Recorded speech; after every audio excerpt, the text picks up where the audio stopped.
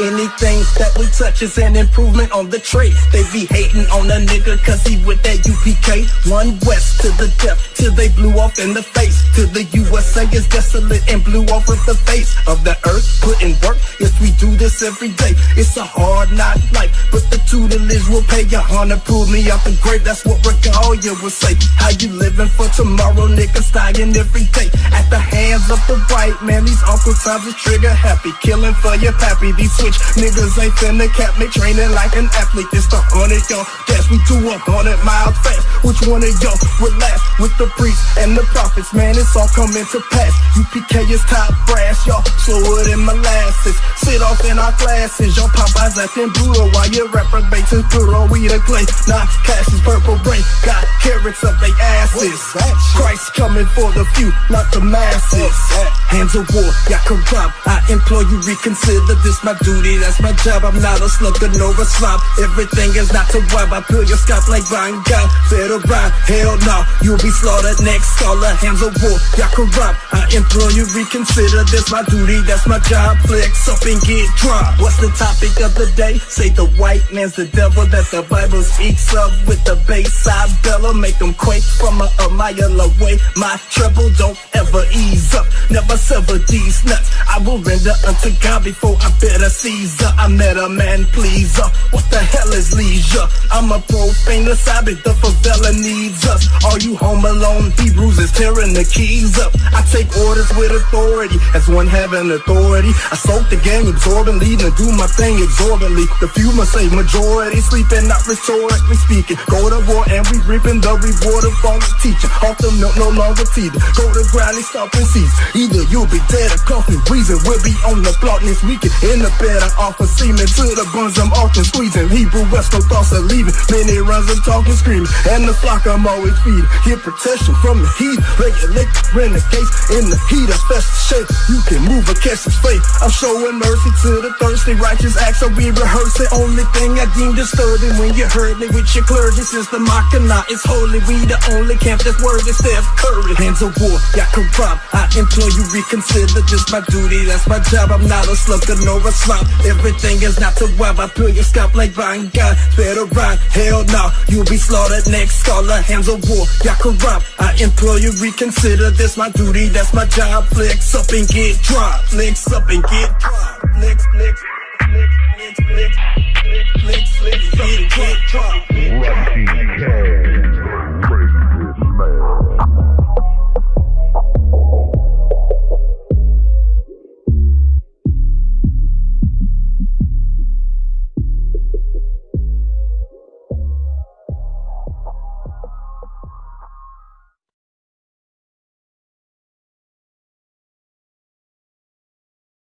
12 and then 900.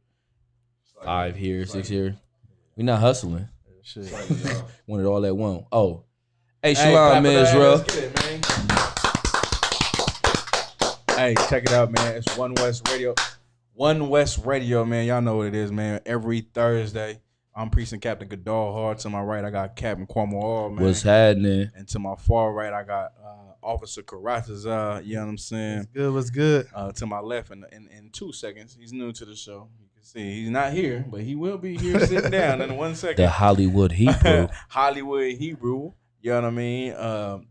The sun shall not what? It said, man, you talking about AKA the sun shall not smite thee by day. Yeah. You know, that drip you see wearing all over Israel. That's him. Yeah, that's him right there. And tonight, just especially, we got Officer Thapa One on the ones and twos, man, gonna handle all the hardcore business that he handled, man. But we're gonna speak on something real quick before the Walker Bar get here, because we're gonna introduce him to the show, man. We gotta bring him on to the show. Can you call that man over here, right? You call that man, but then he leaves time for, you know, the Lakers 3-1 up on the Rockets. Yeah, man. First and foremost, shout out Lakers. Listen, man. Shout out all my LeBron haters, Bakar, not the Zorha, and every other LeBron hater out there, man. I'm trying to tell you, man. Listen, it's irrelevant, but it's, you know, like, to be said real quick. The reality of it is this. You're always gonna hate on the king, man. You know what I'm saying? Y'all gotta understand that crown is real heavy, man, that he has to wear, you know what I mean? And he shows day and night that he is what it is. in year 17. This is just Come for on, my man. for my Lakers Sidebar too, fans. if I could, Please. Clippers 3-1 too. Yeah. Okay, Yeah. Oh, non-Clipper fan though. Yeah. He's not even a Clipper fan. That's the cold part. Kawhi's not even a Clipper fan. He's just a Laker hater. like, that's cool. But hold on, let's switch topics because my man's back on the mic, man. Give it up for the Walker Bar, man. You know what I'm saying? I got every single shirt this brother done made, man. I'm thankful for that too as well. So right here. But before we get on with the show, we just talked about the Lakers being up 3-1, the Clippers being up 3-1. They're probably gonna be in the Western Conference Finals. I know you like basketball. You know what I'm saying? I love basketball. Who you got in the Western Conference Finals going to this shit? Man, I'm going for the Clippers definitely. You going for the who? Clippers, man. Hey, that's one, man. Get this seat, man. Go take this brother off the go. I'm not. Hey, man. Hey, he messed up before he even started. He messed up. I don't particularly like any kind of team, but I love the robot Kawhi Leonard. Man. Let's go. I ain't the only one out here, man. I love the clock. I ain't the only one out here. I respect it, but you get the hell off my show. Of course, I'm joking. But nah, hey, the wall, man, we appreciate you coming on, man. If you could, man, we just want to hear a little bit, you know what I'm saying, about who you are for sure. And then also we want to hear about, Black Authentic Truth, what you push, man. You know what I'm saying? So if you could tell the people right quick, you know what I mean, what that's about, man, before we get the show started. Certified intro. Well, you know what I'm saying? Like, Black Authentic Truth, I know everybody done seen it, especially the brothers right here. Black Authentic Truth basically started because I just wanted to do something that I love. Y'all know I love history, right? Right. Y'all know that's what I do. And it's something I actually enjoy. So it's really not hard for me to do it. So I said I want to do something that was different from everything that I was seeing. You know what I mean? I wanted to come with something different. And Black Authentic Truth is really about bringing out those stories, bringing out those hard facts that white America doesn't want to face. Absolutely. You know what I'm saying? So I bring out those stories, and black people are amazed. They be like, wow, I never knew this. I never heard about this story. Because so much stuff is covered in our history. And I barely scratched the surface. Right, you know what I'm saying? So it's things that I want to bring out, not only with black people in general, but Hispanic people, Native American Indian people. There are truths that I want to bring out, and it's all about facing those truths. Not only those stories, but the controversial and the current events that happen with us on a daily basis. Absolutely. And if I could add, man, you do a hell of a job with that Black Authentic Truth, man. Like, for real, from like the way you bring out the stories and all that, man, it'd be excellent stories. People love it. I'll be tripping. I'll be like, man, you got how many people looking at? Damn, that's what's up, Hey, man. Like, if I may, I remember when his videos were going crazy viral. I'm talking about in the hundreds of thousands. I think a video hit a million views on that joint. I've had videos that's been 4 million views. Man, that's heavy. And if I could, this not even this is the second page, huh? The first one this had is got the second page. This is the second time around, correct? Yeah, kind. Yeah, because the hate is real. You know what I mean? Well, the truth is not popular.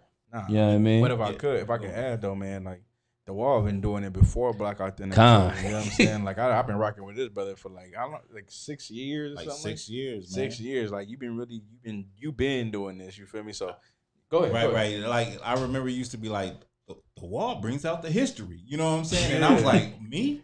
Like, I didn't even realize that's what I'd be doing. Mm-hmm. It's like I said before, it's just something that I like to do. So I don't even realize that I'm actually doing that. But brothers look at me and be like, okay, this brother right here brings out the history. You know what I mean? If I could, just speak on what Black Authentic Truth, from my experience watching it, it's very informative, and it brings up stories that some of the stuff I didn't know, and it's just like shocking to hear like the facts about a situation that I might have heard about, but I didn't know it I didn't know it in its entirety, if you get what I'm trying to say. And you do a great job, sir, with breaking it down. And it's simple, straight to the point, but it's very informative. You know what I'm saying? I appreciate that. And see what a lot of people don't understand is like it's a lot of hate towards that. Like, this society does not want black people to bring out that truth. They don't like white America doesn't want to face the hard facts and reality of how cruel they were to black people, Hispanic people, and Indian people. And if I could, like you even got my people in the world. Like, my mom's is like, can I get one of them shirts? I was like, what shirt you talking about? She's like, Black Authentic Truth. I said, all right, for sure, I got you. That's crazy. Yeah, I was like, what size you wear? I grabbed her. So I said, walk, I need the shirt, bro. I'm about to come pick it up from you. And check this out. Like, for the people that's listening, listen. You know what I'm saying? I'm working on the shirts. This is the thing. I only made the shirts for my videos. I didn't know that people were gonna be like, hey, can I get a shirt? I got Jake in the world that's, hey, what's up with the merch? You know what I'm saying? So, because that's the template. Yeah, you know what I mean? Yeah. You have your channel cracking, and then you come with the merch. You come with the merchandise. Yeah, that's the platform, how you go about it. That's how you go about it. Right. And like to be real, I gave myself I told my rib this. My rib, no, I said, I'm looking like 5 years. 5 years for my thing to get, the platform to get as big as it is, right? Yeah. Man, let's talk about 5 months. And I had videos with 100, 200,000 views. And I don't attribute it to, I attribute it to people just, loving that type of information. Truth, that information, you know what I'm saying? Because it just surprised the hell out of me. Like, God damn. Like, I mean, if I could, like, I don't mean to cut you off, but it's a testament to, like, whatever you think in your mind, man, you should do it. You know what I'm saying? Within the right platform and the right spirit, man, you should go and do it. Don't let Satan is gonna stop you from doing a lot of things, man. But like in here, I know being in the UPK, I be so driven to do so much things myself. So I can imagine that if you have a goal in mind or you have a business that you want to do, you're actually gonna do it. And then more importantly, we gonna support you. And because the Lord with you, you gonna do your thing. I don't mean to cut you off what you're saying, but that was so heavy because I think people need to hear that because people have so many dreams, but Satan stops them from actually doing the thing that their dreams are about. Right? Yeah, you know what I mean. But you actually had a dream, you had a goal, and you went to go do it, and you succeeded in it, and that's amazing. And my thing is like it wasn't something that, because let's be real. A lot of these people that got these platforms, and they you see them all the time. They got Facebook videos. The comedians. I'm not even gonna say the comedians. The people that are conscious, right? Mm-hmm. It's a hustle. A lot of people out there in the world in social media land, you don't know that people that make these videos, they getting paid. Yeah. Oh yeah, for sure. They getting paid. That's something that I never thought about. I was doing it for the love. And that's the beautiful part. But guess what? Then a check came through. and it opened my eyes like, damn, so who is this from? Yeah. Facebook LLC. Oh, damn. Yeah, but hell yeah. In my videos, they said they are not suitable for viewers. Right. Meanwhile, I got 4 million views on videos. But they telling me they're not suitable for advertisers. Yeah, right. The irony of that, right? Yeah. Like, it's like, you're telling me this, but look at the outcome of what I'm providing. And you sending me a check. Yeah. You know what I'm saying? It's like, it's like, not to not to go over what you were saying, but like what you said kind of resonated with me, and I think every priest in here is like, we don't get paid for being a priest. Right. But the constant compensation that we've had by being priests is amazing. Like I ain't never thought it would be this great to do what we do. And, like what I'm saying, like we don't get a check for this, but shit, like we get blessings on top of blessings on top of blessings. This is what we do. Like the Lord is with us in our service. You know what I mean? And like what you saying is, you did it out of love. You a priest, and you did something on top of that. Right. You know what I'm saying? And you got a check. You was like, hold on. So I'm doing what I want to do, and I'm getting paid. Oh yeah, right. It's the life. So that opened my eyes. Yeah, that opened my eyes to another lane, and I seen that all these people, they're doing that for the check. Right. A lot of them, they're not doing it for the love. Mm-hmm. Like I do it for the love. I love to do this. Like support Black Authentic Truth, because you support me, brother. I got stories. I got things I'm gonna bring out, and I love to do it. Right. You get what I'm saying? Right. I'm not doing it for the check, but hell, but no, if you gonna pay a nigga for acting silly on screen, and you gonna pay a sister for showing her goddamn behind, come on, then pay a black man for doing some real shit. Come on, real talk. Right. Talk heavy. Real, recognize real, my nigga. You know what I'm saying? Like we all got families to feed. We from the hood. We poor. But at the same time, we all got talents, and black people need to monetize those goddamn talents. Nah, monetize yourself. Yeah, we rich poor niggas, man. You know what I'm saying? Like, if I could, just to speak on the wall a little bit, and we gonna get into these stories, man. The wall, like the Walker boy, like you from the street, you been to prison and shit. Like people don't know that about the wall. Like you would never tell. You would never know that too. The wall, like been to prison. I remember he told me. I remember I was like, I said, how long? I said, damn, you was in prison, huh? Right. Yeah, man, selling that thing. Right. I was like, damn, man, like the wall. I would never knew you really changed yourself. Like, and on top of that, like I remember we were just talking the other day.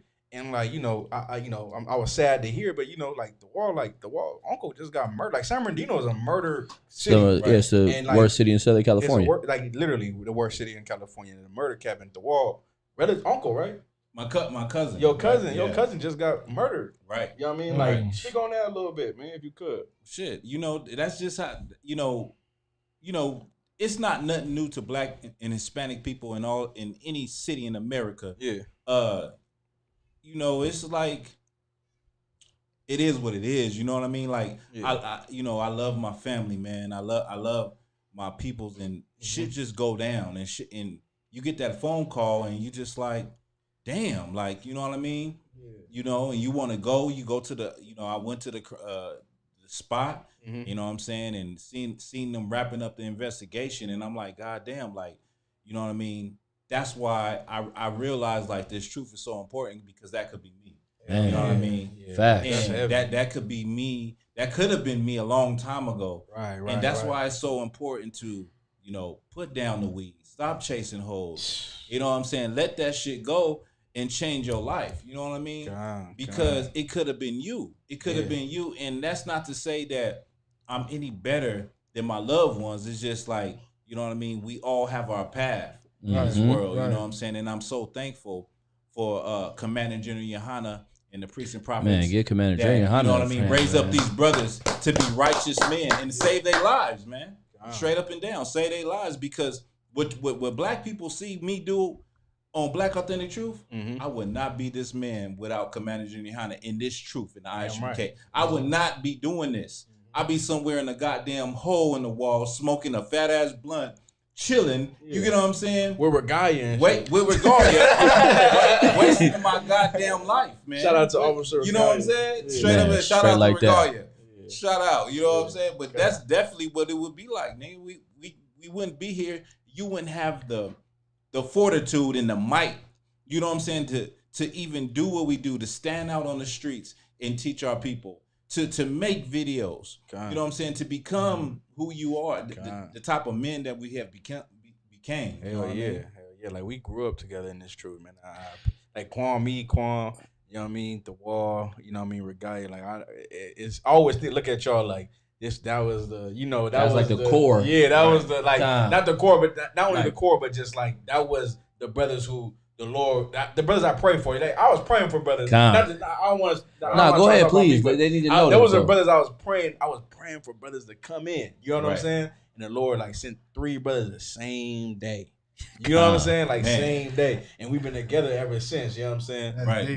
But I don't want to get too heavy on it. But because we're gonna go from talking about one righteous brother to going into talking to some weak ass. If I may though, before you go into that too, this one point that has to be made. And one of the crazy things about what Cap said, hey, he was praying for brothers. I didn't know Cap. Right. I didn't know The Wall. Right. I didn't know Regalia. Right. But you can't tell, the way we are with each other, it was like we grew up in the same house. Right. We understood each other from the same parents. It's like that brotherhood that we built could only be something of the Lord, because we come from all different walks of life, from different hoods, different area. And you want one thing about California, we're very territorial. So you from one city, we don't care about that city. We dissing, we talking about you. They weak over there, that's but just black people. Yeah, you feel me? Period, for sure. And to think that we came together like that, man, and that it grew and what it came to be is excellent, man. It's like it can't nothing like that can happen in the world. Niggas hate each other for bumping into them, for stepping on their Jordan. So nothing like that could actually happen in the world. Mm-hmm. So you should see, this is an amazing thing for brothers from different walks of life to come together and it almost like they grew up together. Yeah, I got niggas that I grew up with that I love with all my heart.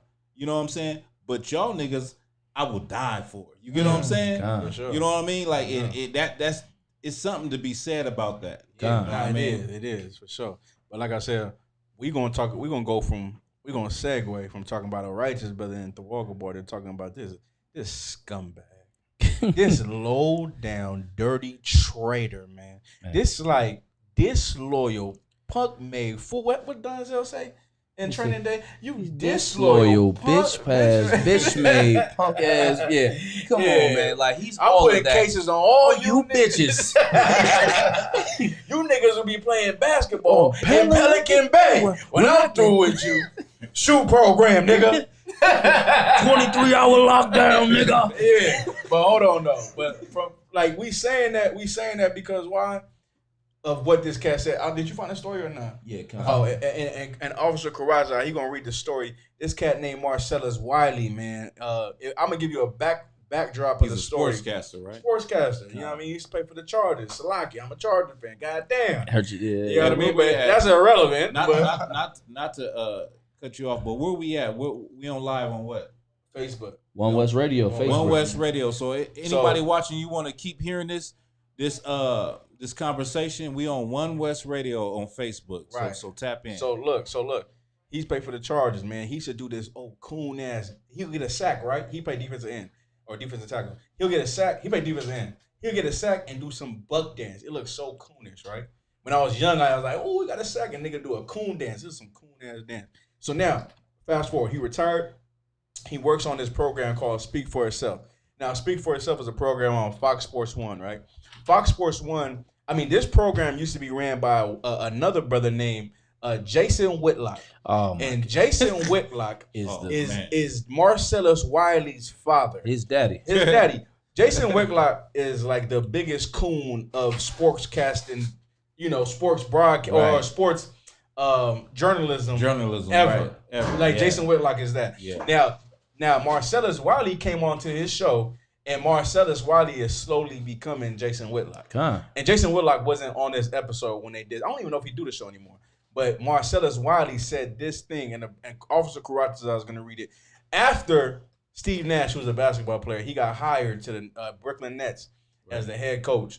And Stephen A. Smith was saying that he was saying that it was white privilege. Meaning what? It was white privilege. He was. Oh, go ahead. He was saying that I seen the Stephen A. thing. He was saying basically like, it's so many other black coaches qualified and being qualified. They got the credentials and waiting for a spot to get in here, and he become just and swoop in and with no coaching experience, nothing. Didn't have to work as hard as the black coaches had to work. He didn't even have to sit on the bench to be an assistant coach. Right. He just got the position. Absolutely. And then now they did mention brothers who like Jason Kidd didn't have no head coaching experience. Right. And he was the head coach. But that wasn't the point though. The point was what Stephen A. Smith said was so correct because there's black assistant coaches right now. He mentions Tyronn Lue, Sam Cassell, yeah. He mentions Mark Jackson, you know what I mean, who built the Golden State Warriors before they were.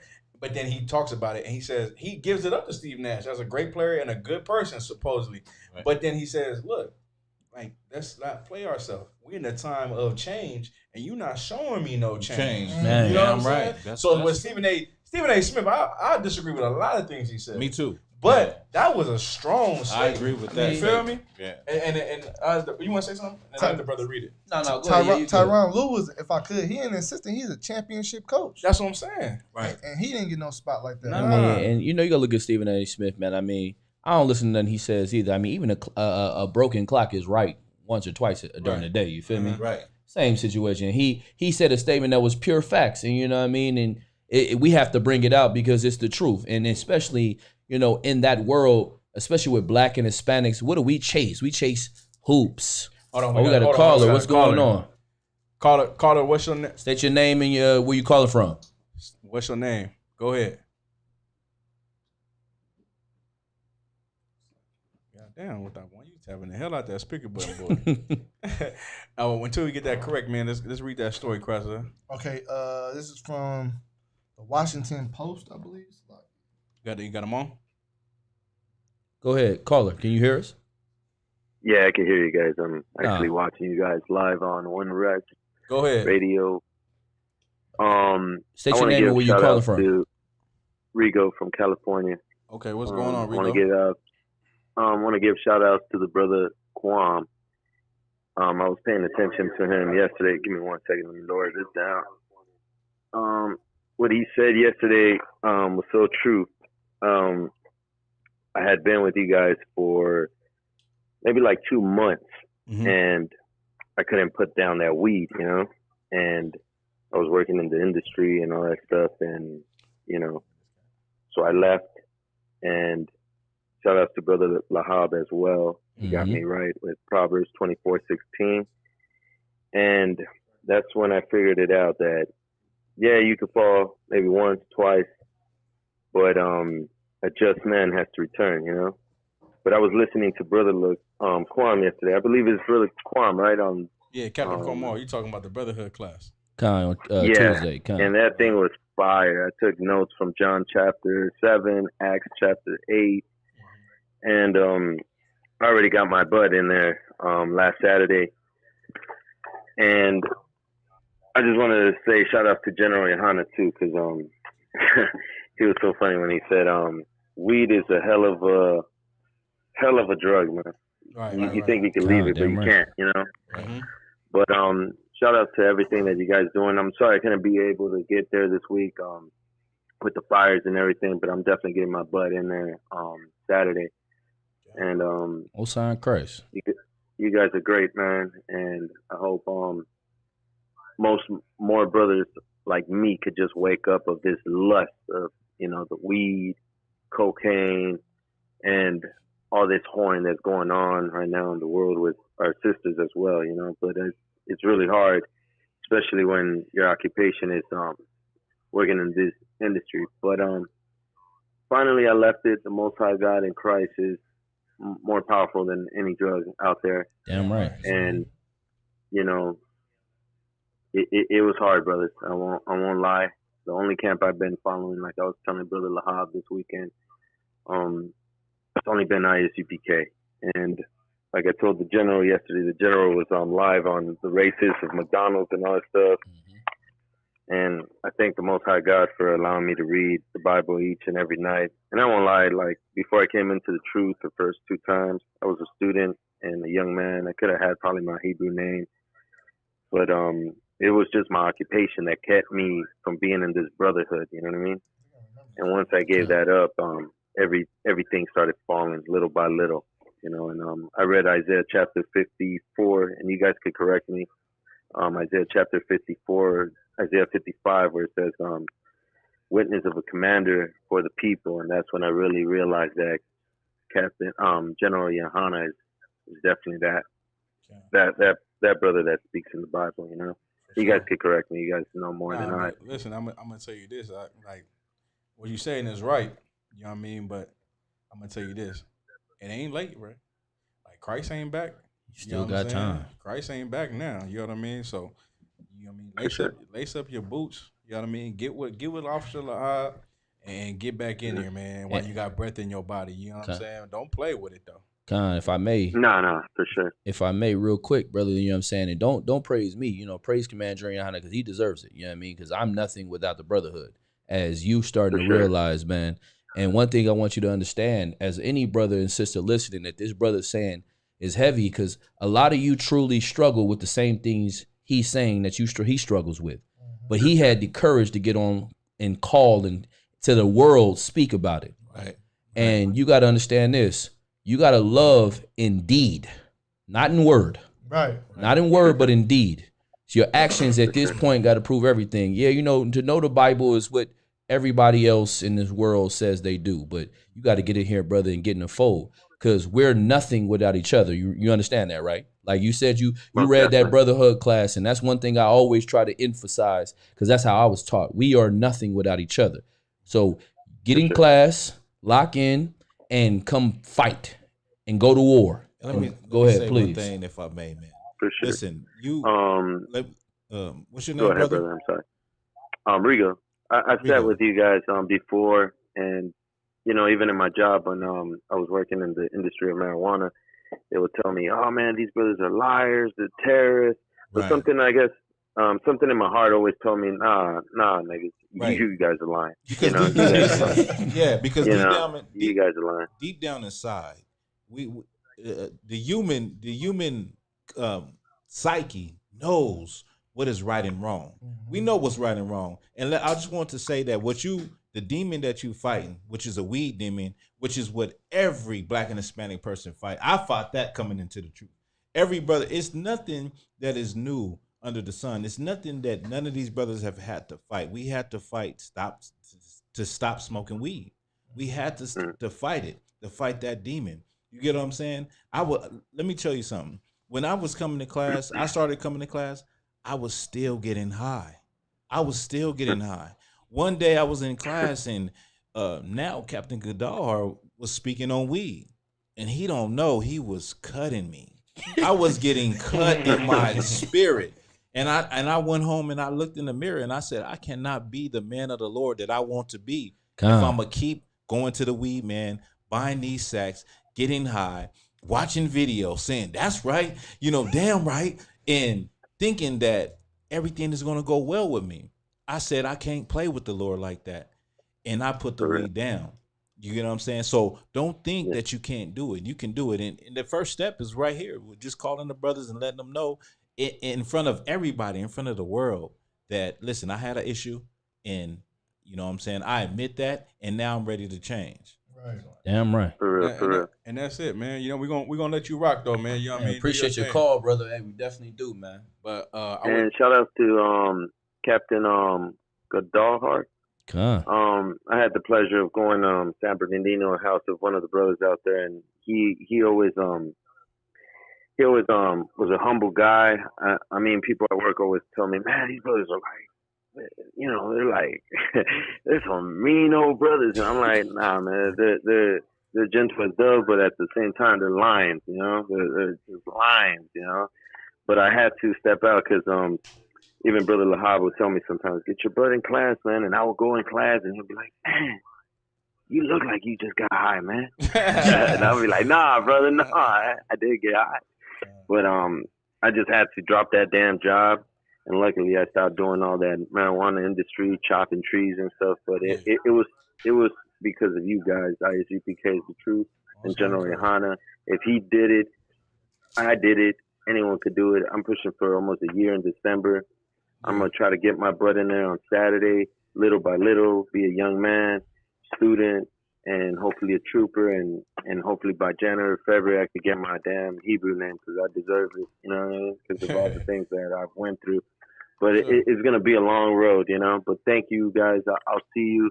With that being said, Shalom, Israel. Hey, Shalom, brother. Shalom. All right, Appreciate the call, man. Christ. If anyone listening out there, man, listen, come to class high. Please. You got a weed problem, come to class high. It's fine. You know what I mean? The Bible says, come as you are. Yeah. But you gonna damn change, man. Damn right. But come high. It's all right. You know what I mean? We didn't deal with it before. Come on. We all came in here sinners, I remember that. No sweat. Let's finish that story though. Right? Marcellus Wiley, the coon, you know what I mean? The son of Jason Whitlock, his daddy. Yeah, his daddy, Jason Whitlock. Y'all go look up Jason Whitlock, and Jason Whitlock, he loved white people so much. Oh yeah, he's right he's in the dictionary right next to the word Uncle Tom. And coon. Coon. Right. Go ahead. Marcellus Wiley slams narrative that Steve Nash was hired because he's white, meaning he's going against it. I don't believe in white privilege, is what he said. He said what? I don't believe in white privilege. He said he don't believe in white privilege. This was Marcellus Wiley. He said he don't believe in the white privilege thing, man.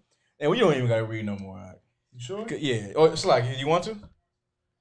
Because that was enough. We can expound on it. I already know what's going on. That was enough. Right. He said he don't believe in white privilege. That's all you need to hear. The hilarious part about it is he's such a dumb. White people believe in white privilege. Yes. Like, are you out of your mind? Like what you just said. The cat who got hired, Steve Nash, said, "I benefit from white privilege." Come on, He said it out his own mouth. Come on, and this nigga said, and first of all, Marcellus Wiley is from Compton. Man. He's from Compton, bro. Like you wouldn't even get. You wouldn't even think. Nah, he's from Compton. He from the trenches of the it. trenches. Man, he should be from Rancho Cucamonga. And he forgot everything that what it means to be black. You get what I'm saying?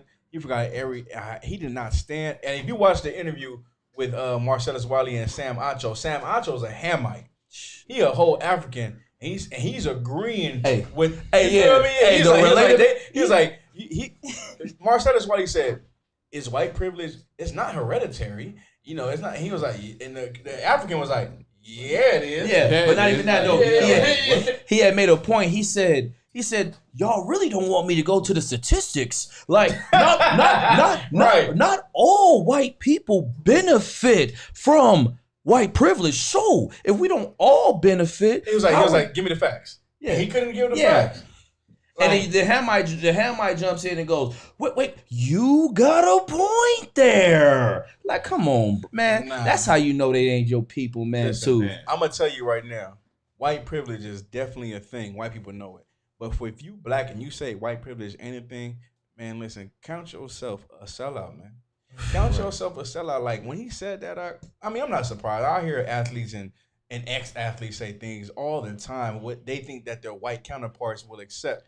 You know what I'm saying? But their white counterparts really accept the integrity more than they accept the clown shit that they do. Right. You know what I'm saying? Like, damn.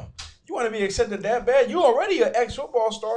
You fucked off your money or what? Man. You gotta sell your soul now? Man, and the cold part is that showed like how much money is really that important to you. Like, come on, like, yeah, I get it. I get not wanting to have to struggle.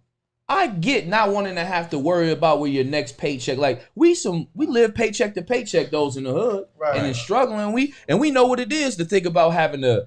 Do I get something to eat or do I put gas in the car? Right. I know you don't want to go back to that, but brother, like, where you pick up your balls, man? You got a call? Stop one gonna play you gonna play the audio? Oh man, we're gonna listen to the audio. This cool, man. Just so y'all can understand the narrative of where we going with this. Cause don't be like this. Please don't. Don't be like this, man. Go ahead. Fair of what you were wearing today. I'm getting out my summer colors. I see that. Yeah, a lot of hype. I don't think they were telling you. But no, all right, let's get it going. With the Brooklyn Nets, where the Nets hire Steve Nash to be their new head coach.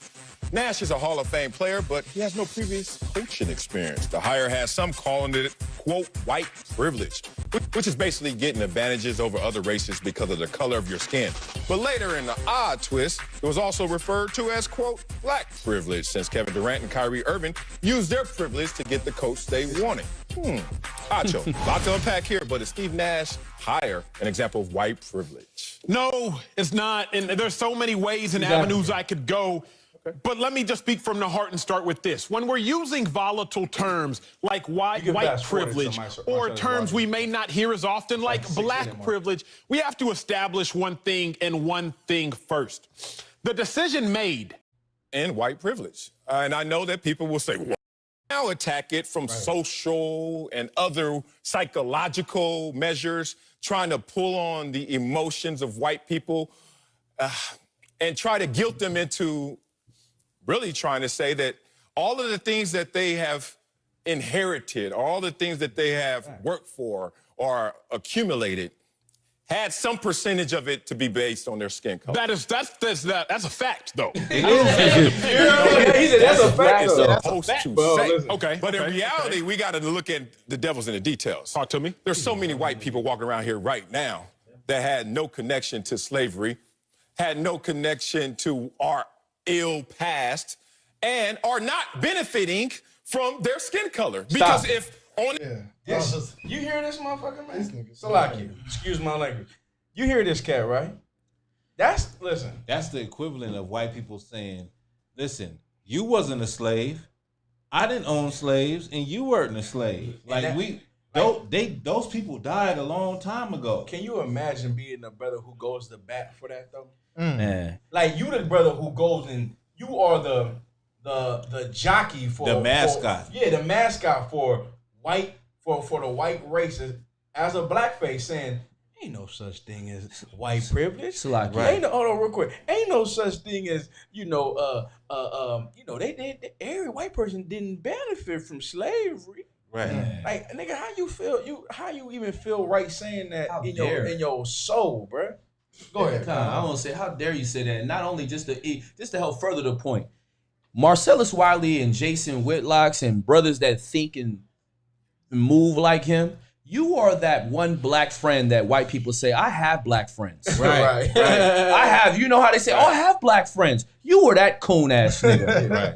Because you're the one that goes with everything that they say. Why? Because you are too busy trying to what? Fit in. Right. To fit in. Fit into what? They don't have nothing that you should want to desire, man. You know that picture where it be all white people on one black token That's Marcellus Wiley. That's him. That's a token nigga. If I could, definition of token nigga.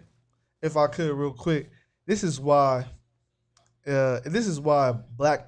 entertainers and athletes and sports broadcasters or the people that you see on these TV shows and things of that nature are not your leaders or can't be your leaders or shouldn't be looked at as a leadership role, because for that money, for that acceptance in white society, they'll sell you out. They'll turn into an exact coon and they'll betray you. What you're saying is as Ecclesiastes 7:7, right? God, what? Oppression make a wise man mad. Destroyed the heart. And The gift destroyed the heart is the part. And that That's the part. and that gift gift destroyed the heart. And that gift is that money, and Right. they'll sell you out, like how the Walker Bar was saying. I do this for the love, out of sincerity, out of sincerity from my heart for my people. You know what I'm saying? You can never, that right there, when you have that, you will never be compromised for no money. You know what I'm saying? That will never change you. But people like Marcellus Wiley and Nick Cannons and other sports broadcasters like y'all saying will sell they own people out or sell they self out for that money. Absolutely. Oh, for sure. And the cold part is black people don't realize this. You could have a good life if you just love each other. Right. If you love black and Hispanic people and chose us first, you could have a good life. Bruh, Black Wall Street, black people love black people. And Man. they was doing better than the white people that lived around them. Do y'all know who Jamel Hill is? Jamel Hill, The sister. the sister that was on Listen, ESPN. Yes, that got in trouble for come she on. would speak her mind, bro. Right. And she wasn't no sellout. She had Right. more. She had integrity. She had integrity. She got fired for speaking her mind and saying the things that are actually going on. Man. You know what I mean? And of course they keep what do they call them? Buck shiving? Shuck and jiving. Shuck and jiving. I don't know the term. Yeah. Shucking and jiving niggas. They keep them. Right. But Jamel Hill, oh no, they got some full out flaming homosexual on there. He has dreadlocks. Man. He got the gay Right. voice and all that. You know what I'm Man. talking about. He worked with Keyshawn Johnson. He got the gay voice like he sound like a hermit. You know what I mean? And they keep him, and he a whole full out homosexual. Flaming. But they got another homosexual light skinned cat named Israel Gutierrez. Damn. Married a white boy. Listen, man, that's they keep deep. it. Listen, this Sports Center. That's bro. deep, man. Yeah, that's ESPN. And- they keeping all them. But So they gonna got fire rid of Jamel Hill. they got rid of the sister that was Yeah. strong and got Hey. a nigga that was weaker than her. They sure. pay Replace- niggas to say shit like this. though. And if I may, hey, black women, where y'all at for your sisters, man? Where y'all at for? Y'all talk about all this, we ain't about you. You know what I mean? You had a sister that was strong, showed you how to be a woman. Right. But y'all too busy politicking on WAP videos than women that are actually pushing narratives about uplifting her people and making sure that the problems and the things that the atrocities that we're going through in her platform are Right. getting discussed. Right. But y'all don't want to do anything. Y'all can go and march for all the wickedness, Right. but don't even go an inch for somebody like that. Yeah. You got to count your hypocrisy, man. With some good, integrity and dignity. You know It's what I'm saying? good, As a black woman. It's better that she be yours. Yeah, You know what I mean? kind It's better now she can tweet her ass off and not get fired from that. of She gonna facts. tweet all the facts. She got a following. She got- do. I She don't gonna know be what on TV again soon. Kind. I think she got something going on already. See, She there got- it she is got- there. She's on the show already. There it is. There. I mean, with that said though, Marcellus Wiley is a sellout, man. Y'all go on there and watch that interview and just go look at this coon, and it shows you how not to be, man. Man, facts. Don't be like that, man. Don't be like that. Facts. Don't sell out your own for a damn headline, man, or going viral or some money, man. That sounded so bad. You know what I mean? But we're gonna move forward, man. We're gonna move on to this next story, man. Supposedly Odell Beckham likes to get laid down and get his shitted on. But listen though, we allegedly we're gonna talk about it as men, and we know whores. We know how whores like to lie. And I'm not saying she's lying, but these are all accusations and allegations that are not proven facts. But it is very disgusting that the brother, supposedly asked her, the shit on him. Defecate. Yeah. Shit. God. No, you said it right. Take a defecation on the brother. You know what I mean? Supposedly he liked it. But we're going to talk about that right now, man. You can get this. You got to call it? I'm going to play the clip. Okay, yeah, play the clip real quick. Man. We're going to play the clip, man. We found this clip listen off to of, this. Baller Alert. You know what I mean? Listen, Yeah. Odell Beckham and his disgusting fantasies. Go ahead. Yeah.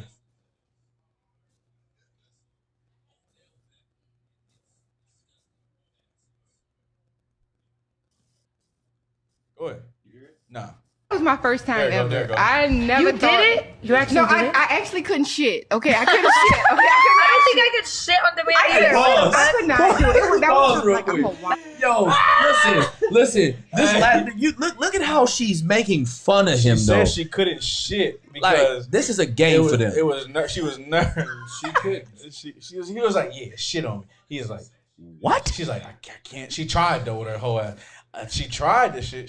The nigga flew her out to get shitted on. So, and that shows what these bras are due for a bag. Not only that shows how we follow the grotesque nature of the so-called white man. This is definitely something that white people love. But look, you know what I'm saying? Hey, that like low key like blew my mind. Listen. Listen, it's the reason why he went to go play for the Cleveland Browns, man. hey, you're ignorant. You're ignorant for that, dog. But look though, that's hilarious. But look though, with all seriousness though, I mean, these are just allegations. But the bigger point we want to make on One West Radio, we don't condone allegations or accusations. We don't condone them. These are just allegations. But the bigger thing, the reason why we brought this story up is to show brothers and help brothers stay away from whores, man. Man, listen, Akim and Agwapium, y'all know not to be no whores. Brothers, you got to view these whores and see these whores and know they gonna expose you when you stop fucking with them. Yes. So listen, when you see a hoe like her, and we call it a slut or a whore in the ISUBK. In the world, they call them thoughts and smuts and slurs and give me some more. All these other terms that we say, in the streets or in our vocabulary.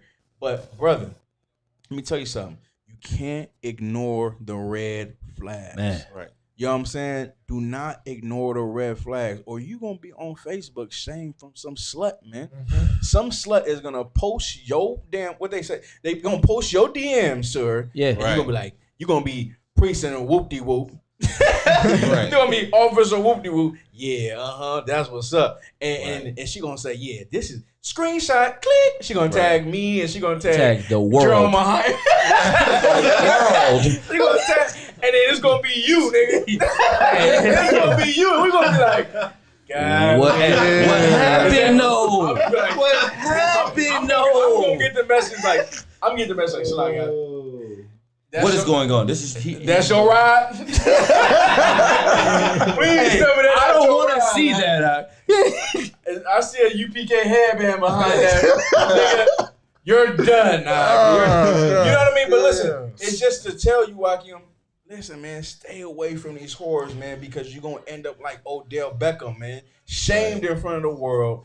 You know what I mean? And it's going to be looking bad. And go ahead, Corey, if I could, Sir Slakia, but they waiting on the opportunity to expose you. Of course. They waiting on, she like. That video was probably from last year. Yeah, she like, dang, he want me to do this? Yeah. Right. I'm gonna do it, but I'm gonna tell on this nasty ass. Not only that, I'm gonna tell on him.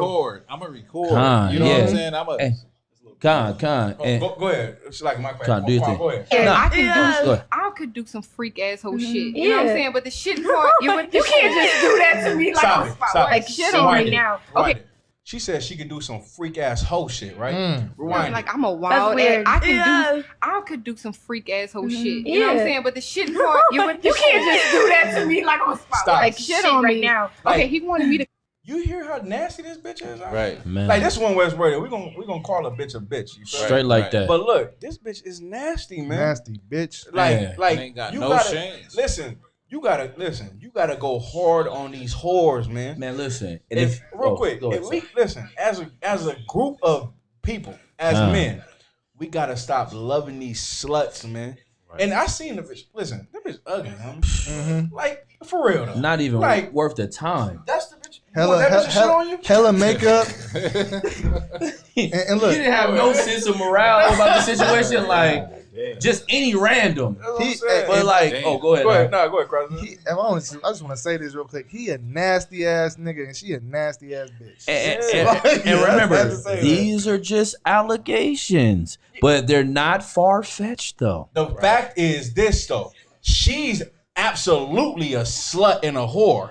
That's a fact. That's a fact. There ain't no allegations about that. Now she said she is. She said it. I can do some hoe ass shit. She said I can do some freak ass hoe shit. Right. She said that. Listen, and then this blonde hair, you know, this nigga's a half a homosexual. I don't know if y'all see. Oh no, Odell. Yeah. Odell likes to dance a little too much. You think he Chris Brown or something? He a little extra. Right. He like a homosexual. He like battling a demon. Yeah, he got some sugar in his tank. But to deal with a sister like that's Chief Keef baby mama. What? Yeah, that's Chief Keef baby mama. Oh, y'all didn't see that? Hey. yeah, that's Chief Keef baby mama. Chief Keef love whores. He got 10. Listen, Chief Keef got 10 baby mamas. Which furthers the fact that these brothers pass women. And look, this is the cold part, right? Man, y'all gotta believe nothing we saying, right? But God said, man, if you go after a whore is like a deep ditch. Come on. Deep ditch. Man, a deep ditch that you will fall into, man. So you don't have to believe in us. Believe in God then. That's it. Right. You know what I mean? Hey, man, you know how many sisters smell like child support? Come on. Yeah, you gotta look at a sister and go, nah, that bro smell like child support. She smells like problems. If I could, right? It's women that you go see, right? Women who's gonna be you gonna think is attractive. You be like, damn, that's just a bad right there, man. Damn, I would love to go into that. I would love to. You know how many women I see? I'm like, yeah, you pretty, but I can tell you a slut.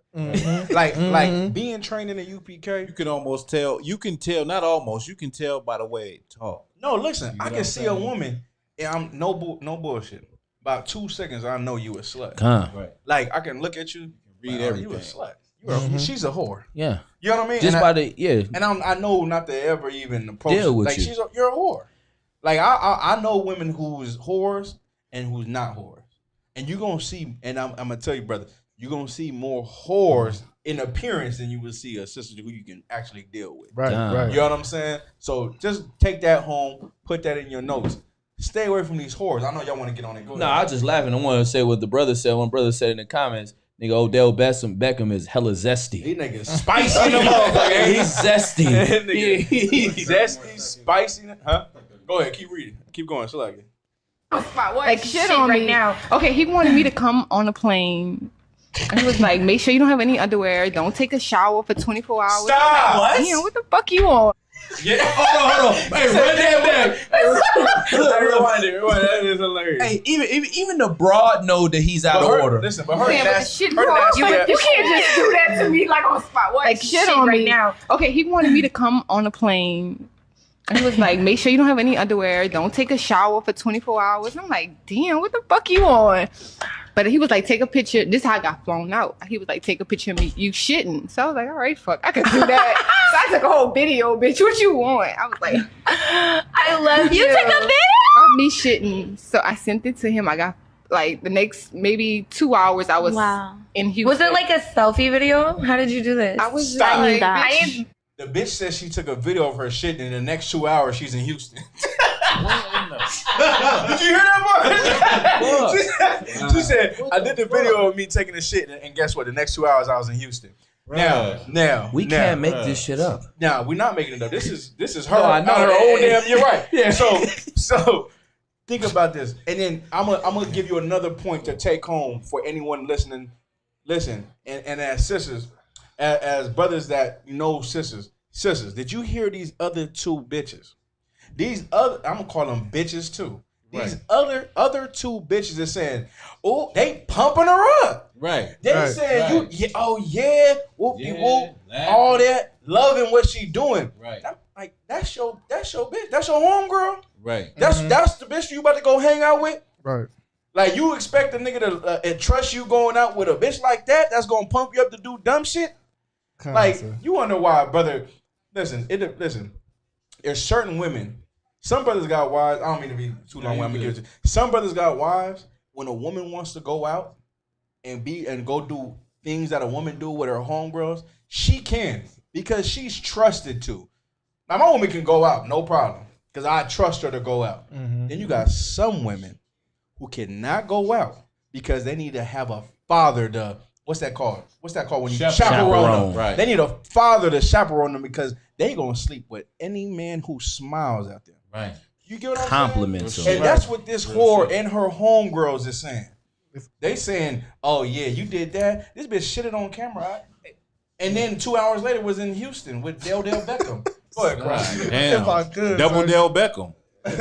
If I could, sir, I call like my rare put this on the comments, but I say it all the time. She got it from me. I say them is like her and her homegirl some bottom of the barrel ass bitches, and you can't go looking at the bottom of the barrel for no wife or for no women to fuck with because they're gonna expose you every single time. Right. They're gonna put you on blast. Let's like this and laugh about you, and now you got to try to wiggle your way out this ditch or wiggle your way out this situation. A PR stunt. Gotta do something out of it. You gotta try to find your way up out of this, man. And he was on Instagram talking about like he was like bringing it on. Basically, he wasn't denying this shit. First of all, nigga wasn't denying this shit at all.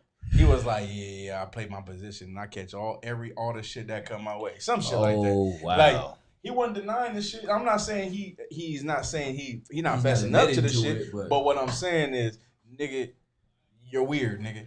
And the bitch is, a bitch is gonna be a bitch. A bitch gonna do whatever the fuck you ask her to do. You tell her to take a shit, the bitch gonna do it. Man, and it's the cold part. Y'all wonder why we go hard on women.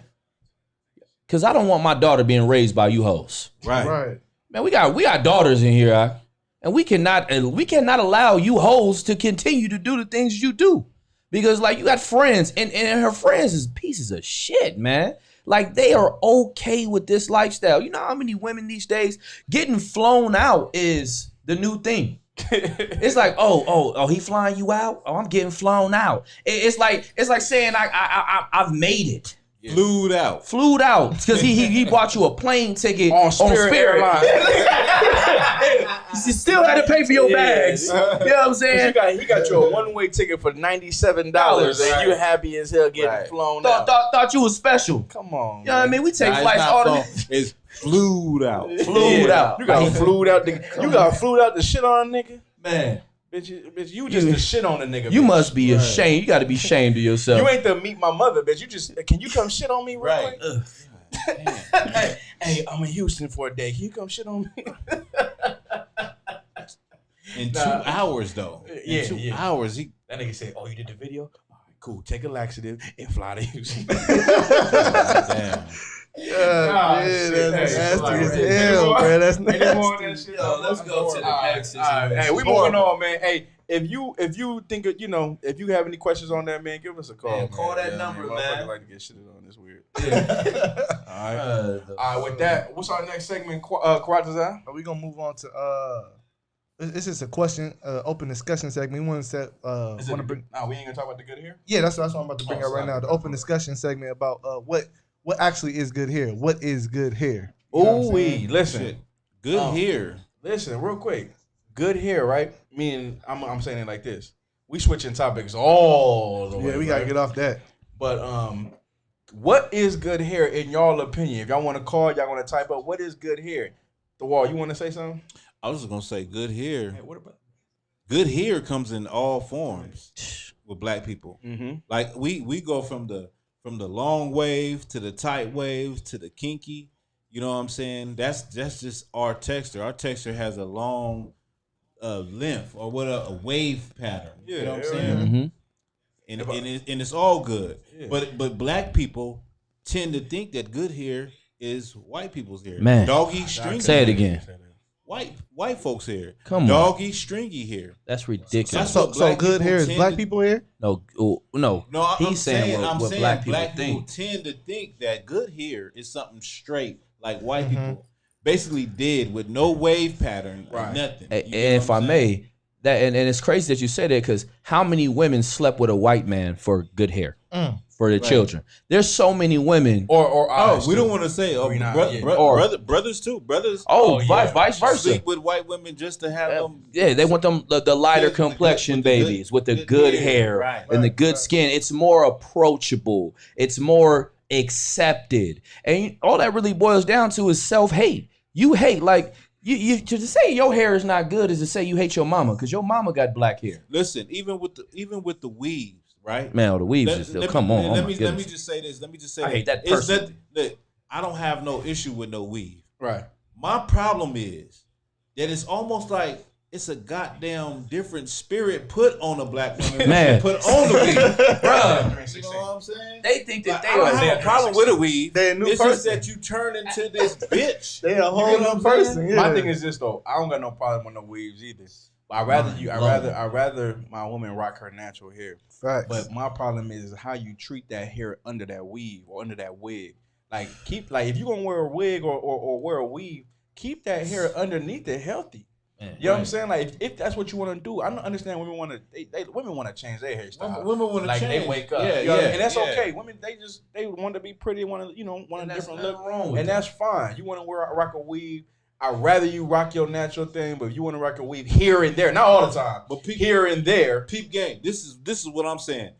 When the weave has a spirit on it, I'm not I saying heard it does. I heard but when you let's be real, a sister that's rocking natural is different from a sister that's wearing weave. Facts. They just Facts. their whole vibe is different, Man. And I'm not saying nothing against anybody. I'm just saying that weave has to come packaged with a goddamn different spirit. Yeah. I'm like, what's I mean, like, it is from a different person. hey. I mean, you gotta expect it to that's be hilarious. You gotta kind of expect to have some type of spirit. How you black? You wearing some Indonesian motherfucker hair? But I want to make it clear, I'm not knocking black women because I know you want to change and be versatile. Yeah. I'm not knocking you for wearing a weave. Yeah. I'm just saying 99.9% of sisters that had a weave, I can guarantee They have a one different way, spirit. and the sister that's natural, There's I'm another like, way. she's another one. And look, You know what I'm saying? The thing is this though.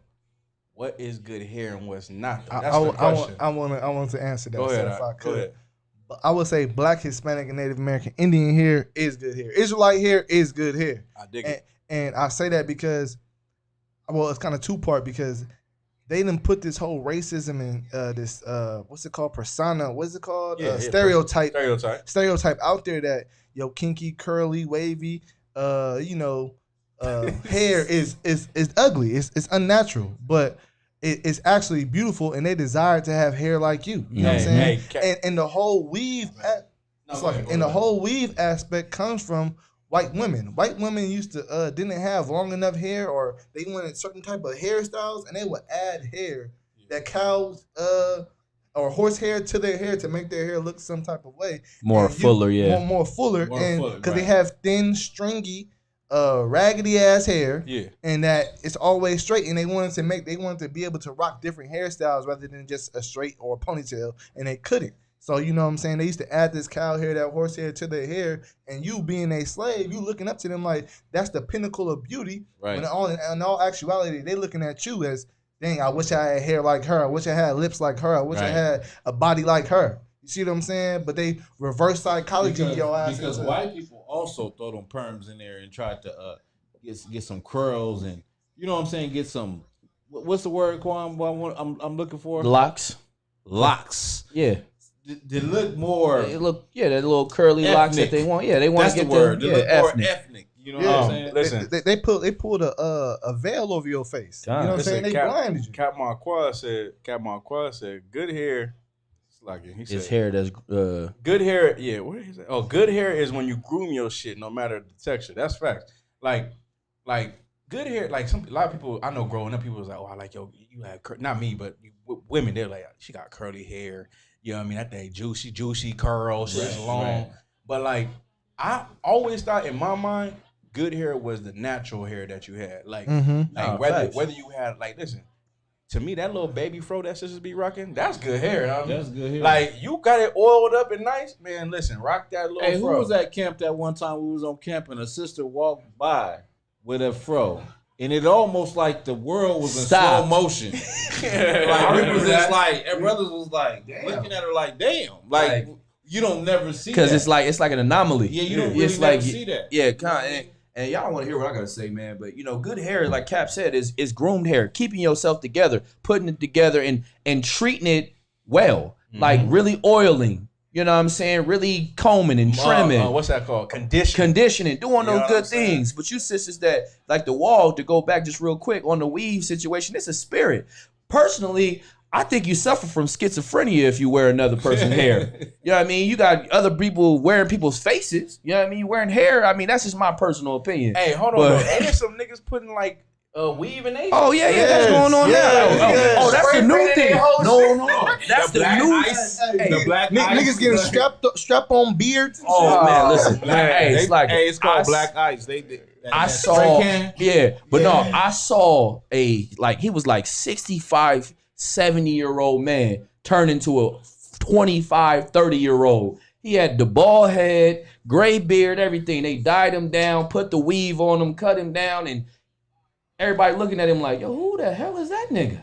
Right. Like, it's a spirit, man, behind it, like you saying. And we got to get away from that, too, because we natural. We are people, man. Love yourself. And wearing another person's hair is not loving yourself, truly. Right. Not saying that you can't, but, man, you got to get away from it. This is the thing. Fix yourself internally. This is the thing, because like the woolly hair is the only thing that is a definite trait of black people, right? And so we wear their hair like weaves and straight hair, but you never see them wearing afros, like, you know what I'm saying? Like, trying to wear what our hair looks like. Unless they're mocking you. Like, but have you ever even seen an afro wig unless it's for a movie or something? Like, you don't see them unless it's a Jew fro. Like, I want to go for the trying to ride you. Like, you don't see a nigga, like a white boy sitting in the chair and like, I'm going for the Afro-American look.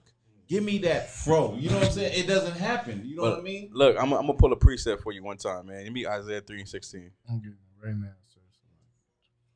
Hell yeah, Captain Marquardt said it right, man. That our hair comes in all different types, man. Man, rock your hair, man. Listen, a brother loves you, man. Like, he gonna see you. If he see you looking crazy, be like, damn, like. One day you was rocking the hair and I was messing, man. I was liking it, and then you had the blonde wig. What's good with that? Right. You ain't gonna keep that, man. Man, facts. You gonna think you a nut, man. Any black or Hispanic woman got blonde hair in her hair, it's a turn off. Don't come. Well, it's over with. It's some black women who got blonde hair. You know what they say though? No, facts. It's an African tribe that got blonde hair. No, I'm not talking about it in that capacity. I'm talking about intentionally. Go ahead. No, I'm saying, what is it? Melanasia.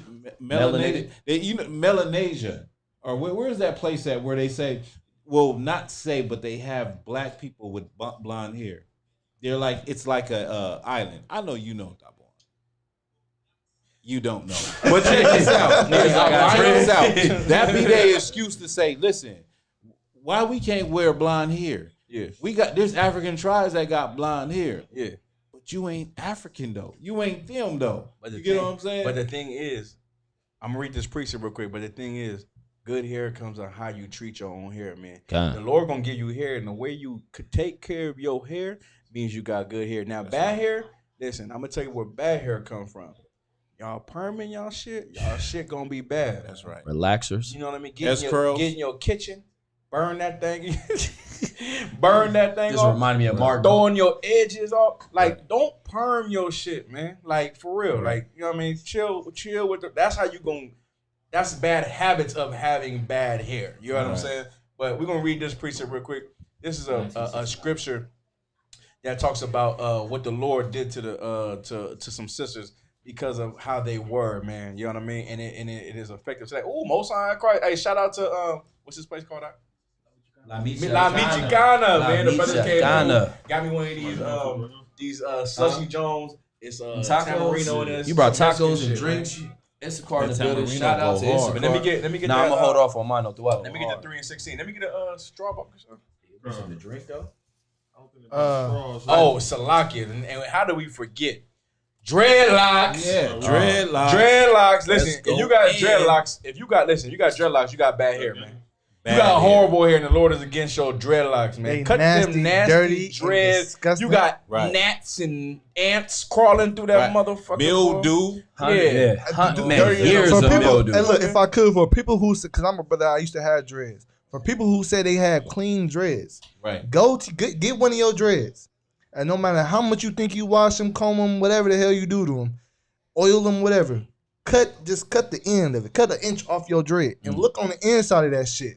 You know goddamn well them dreads nasty and dirty, and smell it too. Smell it. I almost threw up. It's disgusting. I threw up in my mouth. It's disgusting. Wait, you hold on, can't tell me it's clean. What do dreads come from again? East Indian culture. No, but what's the so-called guys? Shiva with all the arms and stuff. Go the blue guy. Go look at the god Shiva, right? The dreads, all the dreads represent her arms. And the god Kali, I think it is too. Those dreads that are so-called seen, that are seen are supposed to be her arms, and that's where dreads started from. Right. It's a horrible, nasty, heathenistic.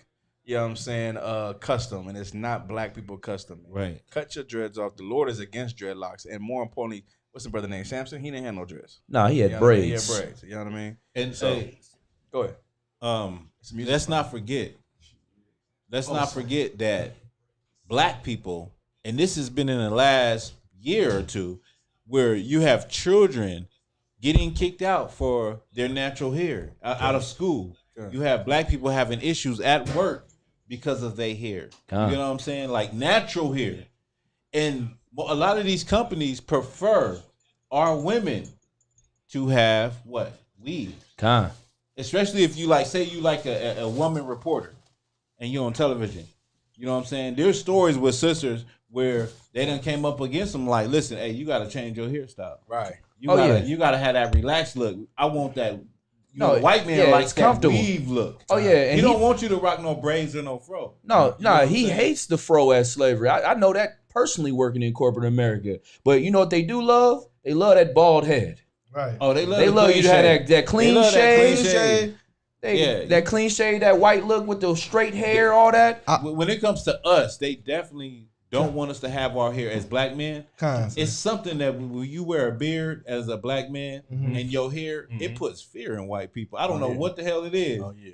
Hold on, let me get this precept though. This is a precept about the hair, man, and what the Lord did to your hair, sisters, and why He did it. You know what I mean? I'm gonna tell you why He did it. Go ahead. The book of Isaiah, chapter 3, verse 16. Moreover, the Lord said, because the daughters of Zion are haughty. Are what? Are haughty. Are what? Are haughty. We went over this in class, man. Y'all proud, man. The daughters of Zion, man. You very proud, man. Go ahead. And walk with stretched forth necks. And walk with stretched forth necks. Meaning what? What does it mean to walk with stretched forth necks? With your head held high. Yeah. I'm trying to be seen around the motherfucker, man. Thinking you better than something. Yeah, you thinking you better. You think you just beautiful, right? You just deserve praise and walk with stretched forth necks. Go ahead. And wanting eyes. And wanting eyes. You want every goddamn thing. Go ahead. Walking and mincing as they go. And making a tinkling with their feet. Right. Go ahead. Was that high heels? Yeah, no, tinkling with their feet. Just walking like proudly. Walking proudly, more like walking. Pipping your step. Yeah. Okay. Walking like a hoe. Just bringing it to layman terms. Go ahead. Verse 17. Therefore the Lord will smite with a scab that slacky. Therefore, this is 16:11. Therefore the Lord will smite a scab. He'll smite a what? A scab. He'll smite a what? A scab. Go ahead. Oh, slacky. Will smite with a scab. The crown of the head. The crown of what? Of the head. Yeah, you wonder why you bald headed out this motherfucker, sisters? Not all sisters, some sisters. Right. If you bald headed around here because the Lord done smite your head with a scab, man. Why he smite your head with a scale? Because you a proud bitch. And to humble you, he had to take your goddamn hair. Mm-hmm. He had to shame you by taking your damn hair because your mouth is too damn big. Right. You run your mouth so damn much, and the Lord didn't even allow you to get good hair. Slakia. And if I may, then he put the weave. Then he gave you. Then the weave came, and then you got proud again. Right. The weave when you put the hair in your head. Listen, the weave came. Not only did you get proud, but then you made the Koreans $1 billion industry. Right. And listen, I don't want to. They made $4 billion last year. Come on. I don't want to. On black women sisters alone. To think that, like earlier I said, I don't got nothing against the weave because I know sisters like to change up their style. But what the brothers just brought out is so heavy. It's like our women is the only women that go to another people to look beautiful. And your hair is your crown. That's your glory as a woman. You know what I'm saying? That's everything as a woman. And we go to another people for that. You get what I'm saying? And those East Indians, not the East. Yeah, East Indians. Yeah, over there in India. They shave their hair off. It's culture for them to cut their hair to sell it. Go look at, what is it? Good Hair? Yeah, Good Hair. Good Hair by with Chris Rock. Yeah. Documentary. Go look at that, man. And it'll blow your goddamn mind. Hey, this is heavy, right? Some of my red said, NCAP Marquez said, right? I remember like in school, she said that at her high school, you know what I'm saying, they banded the brothers from wearing straight back braids. They couldn't wear the cornrows. That's kind of relevant today because they be telling sisters they can't wear certain hairstyles. Yeah, they can't wear cornrows. They get suspended from school. Yeah. Like, you know what I mean? They wear like that. They say that if they rock a afro, they said that's distracting. You're suspended. Right. They tell brothers, which is the dreads is unlawful. But you got dreads at certain schools. You can't walk when you graduate. Yeah. You know what I'm saying? They so happened. discriminated. Yeah. Like they discriminate against you in every which way, man. Like it's cold. But rock that shit, man. Like if you go look at the old Egyptian pictures of these slaves in Egypt, guess what they had? Braids too. Cornrows. Lockdown. They didn't have dreadlocks. They wasn't. No, more importantly, they wasn't bald like the Egyptians. No, they wasn't. You get what I'm saying? They wasn't bald like which that. shows the culture of beards. America and the Egyptians in America having a certain way that they want you to look and go about things. Hey, Cap Marquez said, this scripture y'all just read confirmed for me that we are the people of the Bible. That's right. That's real shit, Cap. Like, real shit. Like, that's just, this Bible is for us. This Bible is a walking, talking, guideline. It breathes. Walking, talking, I don't know the word. But it's walking and talking, and it's for us. Right. You know what I'm saying? Like, we can show you everything in the Bible. You know what I mean? That's relevant to today. And it's relevant to us. Yeah, straight up, man. But we don't want to stand. You want to say something? Go ahead. Go ahead. Yeah, go ahead. Go ahead. You want it in the Go mic? ahead. Nah, you don't need it. Oh, okay.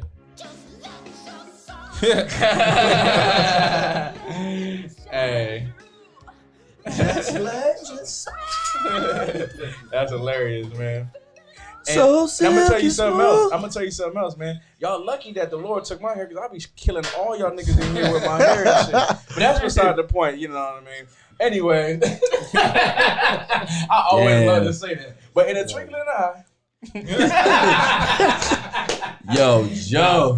Nah, let's go, man. And we switching topics. What's the next topic, brother? Ask a priest. We moved on to ask a priest. Ask a priest, man. We're gonna get right into the next. Hey man, all the listeners, man, call in, man. Call and talk to us, man. Hey, y'all enjoy listening, Man. but call in if you got any questions. Okay, moving on. So we got ask a priest, right? Yeah, let's you can for all those who don't know, I'm just gonna reiterate this. You can inbox One West Radio on Facebook and on Instagram too. On Instagram as well, and you can type in questions that you might want us to bring out on the show, or if you just have a question, we will respond to what you're saying and put it on the show if need be. You know what I'm saying? But that is, the platform is open for y'all. You know what I'm saying? Y'all can call in at any time. If I may. Also, you can inbox the Wagga Bar, Black Authentic Truth, on Black Authentic Truth on Facebook, right? Inbox me for any type of video, any story you want me to bring out. Mm-hmm. Okay, quick plug. I'm not hating on that. We don't hate on One West Radio. You know what I'm saying? Yeah, we congratulate and we promote other brothers because we're about uplifting the. No. Nah, let's get that question out, man. Okay, so I had a brother inbox saying that or hit us up saying that it's about stepchildren, right? Mm-hmm. Right. It's for all the stepfathers, stepmothers, or you just a step parent in general. you might want to tune into this right now. But it says, I got with the woman that has children. We're not going to disclose anybody's name, but I got with the woman that has children. The father wants to be in their life, but she won't let him be in their life. But she wants him to be the father. And he's like, how should I go about the whole situation? Solid. I love it. You know what I mean? It's okay. One thing you gotta know, right? When dealing with a woman or dealing with a brother and stepchildren, right? A lot of factors come, you know what I mean? This is the main thing you gotta know. There's a lot of factors that go into dealing with a woman with children. One factor for sure, if you a man, you have to know that that's not your child. You know what I'm saying? That's another brother's child. Right. You feel me? Now, if the brother wants to be in his child's life, you know what I'm saying? You have to promote that to your woman to allow that father to be in his child's life as a brother. Right. You get what I'm saying? You have to do that. That's something that you just gotta do. Now, if the cat is some child molested, then hell no, of course. Right. But I'm talking about a regular cat. Even if he's in the world, whatever, doesn't matter. That's his child, man. And your woman is being wicked as hell if she doesn't want her child to see her father. She's not only hurting the child, hurting the father, but she hurting the child. Right. You know what I'm saying? Your position as a brother, and a lot of things, listen, we get taught this in here too, man. We get taught this, man. Like, because of the world and we in and all that, you kind of have a skewed mindset to kind of want to hate the brother. Mm-hmm. You know what I mean? Who's the real father? Right. You know what I mean? You kind of want to hate the brother. Right. It shouldn't be like that, man. Right. Like, you don't gotta hate and play a power trip. Yeah. Listen. Don't be a hero. Right? Don't be he's not doing the job. I gotta step in. Right. And I gotta be the daddy. I'm the man that knowing damn well you got kids. No, but look though, you gotta right. Niggas be trying to be a daddy to another real kid. Shit. I'll be your real daddy. Shit. Like, I'm the father that your father won't be. Yeah, I'm because he don't come see his kids. Right. Look though, man, you don't gotta do that to yourself. You gotta allow. Of course, I'm gonna let y'all chime in. Of course, you gotta allow this brother to come be a father to his child, right, man, and promote it. I remember hearing the class one time, right? In the class, Jerome Muhammad breaking it down. He breaking it down. He's saying like, you want to just take charge. This your woman, no problem. You don't even gotta talk to her no more. You can talk to me, brother. Whenever you want to see your child, man, listen, hit me up. You come get him. I'll meet you halfway. You need some money on that, brother? Right, you need some money? Hey, here you go. That's cold business. No, hey, here you need some money to That's come. grown You need man gas business. to get over here? You want me to come drop him up? No problem, man. Listen, man, you can trust me with your child because I'm gonna make sure that you see him. You feel me? And you don't even need to talk to her no more. And that's just real. If it's about the child, right, you know what I'm saying?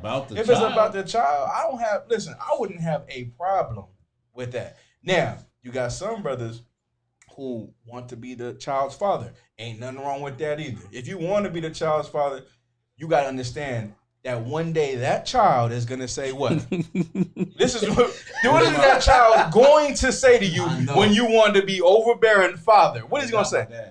You're not my dad. And your dumb ass going to be ready. You're going to have to be ready for that.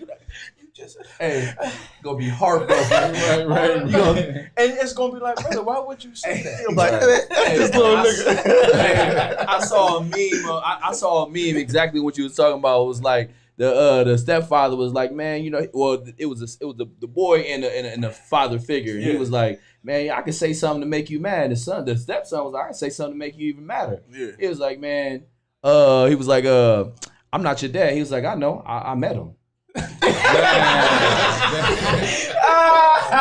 I started dying laughing. But what you're saying is so right. But that's the thing though. You have to treat this child that's not yours as a like you gotta look at him like a son, but it's not your son. Right. If the cat's a little older, look at him like a little brother. Mm-hmm. You know what I'm saying? You just want to mentor him like that. Damn near like the kids. Sometimes you get with a woman and the kids is all hella bad, and you want to get in there like, hey, y'all don't be disrespecting this house. hey, don't y'all be disrespecting. Nigga, you gotta just let them kids do whatever the hell. Right, just let them just be bad. Right. You dealing with the woman, you ain't dealing with them kids. Right. If the kids is gonna be like that, but there's a position you have to take that's masculine. and not vulnerable. You know what I'm saying? You got to be strong in your decision making and how you want to handle that. You know what I'm saying? Like, you can take it which way. Ain't no way wrong. It's about how you handle the situation. There's some brothers who have stepchildren and look at them children like them is their kids. Ain't nothing wrong with that. They take care of them like it's their kids and all that. You know what I mean? But if you do that, always also promote you have a father out there. Right. You know what I'm saying? Who one day is going to come around. Right. Or one day you're going to want to know who is your real father. Right. In the Bible, it talks about let thy children seek you out. Right. You know what I mean? Some cats be gone because your woman was a monster to them. Right. you think you got the prize. Yeah, you think you got the prize. You gonna figure. You gonna find out. Right. She was the problem. Right. You know what I'm saying? But you know what you want to do is promote that child to say, listen, you have a father, and one day you gonna meet your father. Captain Mara Cobb was talking about that type of brothers, a Captain Save-A-Ho. That's a captain. If you want to be on that. Your daddy ain't coming. I'ma buy you gifts. Nigga said, look up in the sky. It's a bird. It's a plane. What's that nigga name? Captain Save-A-Ho, man.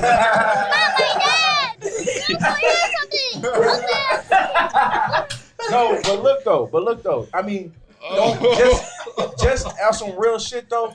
Don't be and for lack of a better word, man, don't be a sucker, man. Like straight up.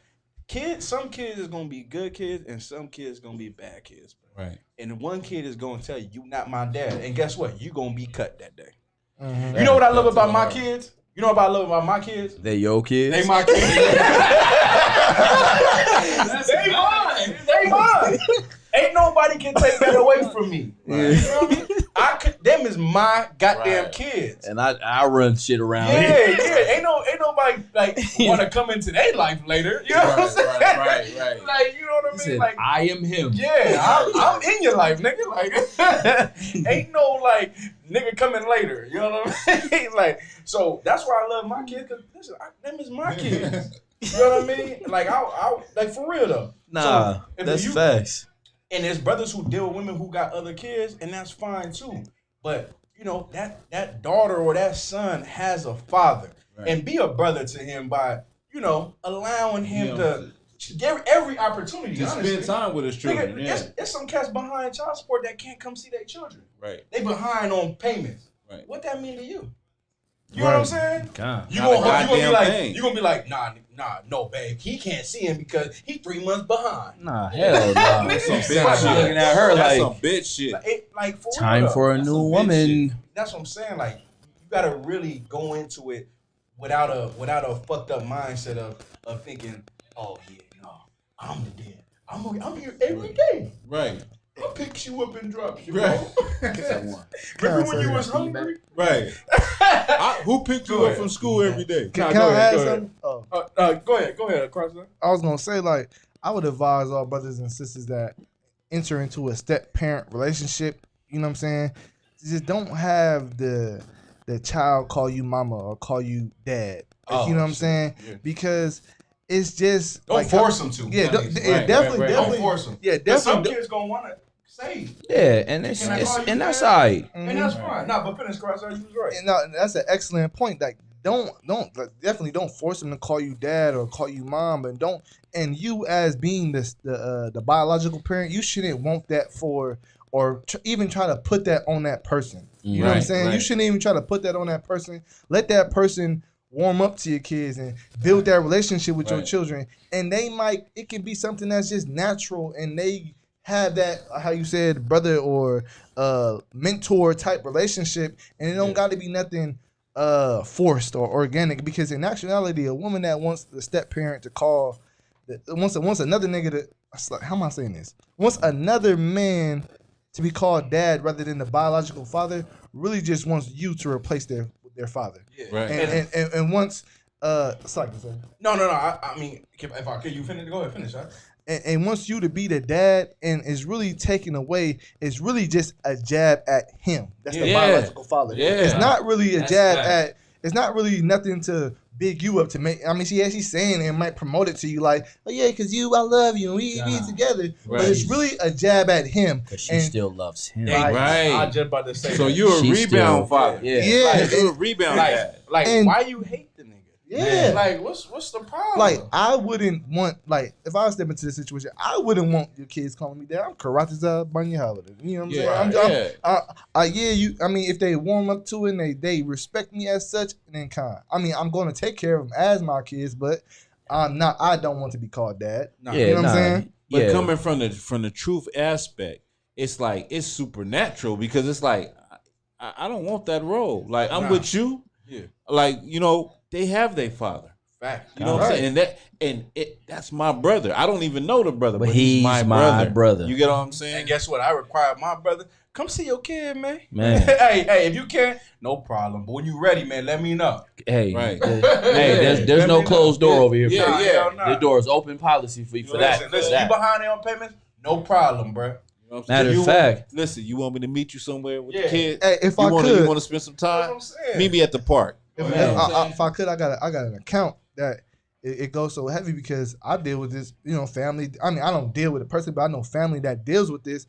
And my sister was with this dude, right? Mm-hmm. And he has a son by another man, and the man would promote that the dad be in the child's life. You know, he understood that he went to prison for such and such amount of time. And, you know, when he got out, was like, hey man, your son miss you, this and that. But the dude was like, you know, automatically already jealous from the fact that she got another dude and this and that and third and all that type of stuff, right? Mm-hmm. But little do he know that dude that she with now is being a brother and making it easier for you to see your kid and putting the gas money in, buying your son gifts and stuff like that, and taking the demon off the woman and allowing you to have that open relationship that it was. And when they finally got bread and talk, it came out to be a wonderful thing. But before that, it was like, you know, like this nigga and this. But he's like, nigga, I'm the one paying the $100 for her to go there, pick him up and drop him off to you and come back and pick him up for you. You know what I'm saying? That type of thing.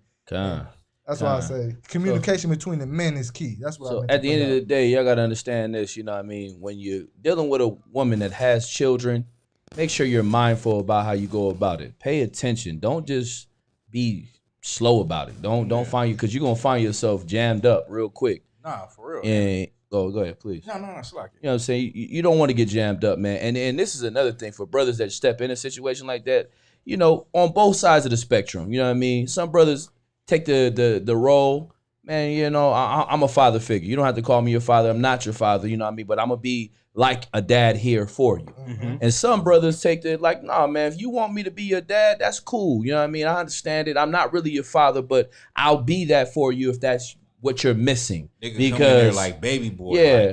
Yeah. You know what I'm saying? If that's what you're missing, I'm going to give you that. But you know what I'm saying? We got to always do it in decency and order. And above all things, man, check that woman, man, because there's always something behind her in regards to that kid and that other man. Right. And that's another problem. Before you get into into a relationship with a woman that has children, find out why he's not there anymore. Right. Because you then will find out that you become the baby daddy. And you're going to... You like, what happened to him? Oh, whoop. Man. And then what happened? And all right, you will find out the deep ditch you done got yourself caught in. You know what I'm saying? And didn't take the warning of the first one. Right. He fell in it. He down there stuck like, nigga, don't. Right. Stop. Like brother. You like, get out. You like, get out. Yeah. On some real, but look, on some real shit, that is so wise to when you get a woman that has children, and you know it's a multitude of women that have children, and you get her. The first question you should try to be asking is, why didn't it work out with the father? With the father, yeah, you know what I'm saying? Because that used to be one of my questions. Well, that was a question I was gonna pose on Black Authentic Truth. Black and Hispanic women are beautiful, but there's so many Black and Hispanic women with kids and without a man, and they're desirable. And so the question is, what in the hell drove the last man away? Always. What drove him away? Man, you know what I'm saying? Niggas too focused on the box, ain't asking the right questions. Man, you know you're just trying to get your rocks off and then find yourself jammed up. If I could, because you're obviously you're fucking beautiful. So why wouldn't a nigga want to do everything he could do to be with you and stay with you? And the one thing I know, man, no matter how bad a woman is, it's some nigga tired of her shit. Man, real talk. Like for real, like you be like, damn, why she? Oh, okay, I see. I see. Right. You're a monster. I see why you've been single all these years or this long. Because some cat was with you, but he got tired of you. You know what I mean? Like, he got tired of you. And in the UPK, we not allowed to get tired of. Right. Like, you know what I mean? Understood. Like, you not even allowed. You better work it out. That's understood. I be tired for a day, and I be like, we need to talk. Come here. Right. Yeah, no, come on. Let's get it. But that, I mean, in the world, you know, you're not bound to nothing. Con. You know what I mean? You're not bound to nothing. You're not bound to working out your issues. Con. You know what I mean? But in here, like, you're forced to work out your issues if you love each other and you really want to make it work. It's a requirement. Yeah. Right. You know? So, and we signed up for it. Yeah, straight up. You know what I mean? Our women did too. Yeah. Like, the thing about our women, and that's the cold part. And I love our women because this is it for them. Like, no, seriously. No, like, you are it. That's it. They get one chance. Man. And that's it. And it's you. And I try to tell they expect so much out of you too. You like, hold on, hey. Right. Calm that down. But that's it though. You know what I mean? Like, but I don't want to get too long. We're gonna move to our next segment. Or what? Man, let's get it. This is gonna be some heavy-ish. What time is it? It's 11:34. We got time. We on good time today, man. Today I got time. I got time today. We on good time today, man. Hey. I appreciate y'all, man. You know how that drinking get in you? I appreciate y'all, man. Nah, let's get it though. Bring it to our next segment, questions out. Oh, truth be told, Hold on. Y'all listening, right? It's Karataz's segment, man.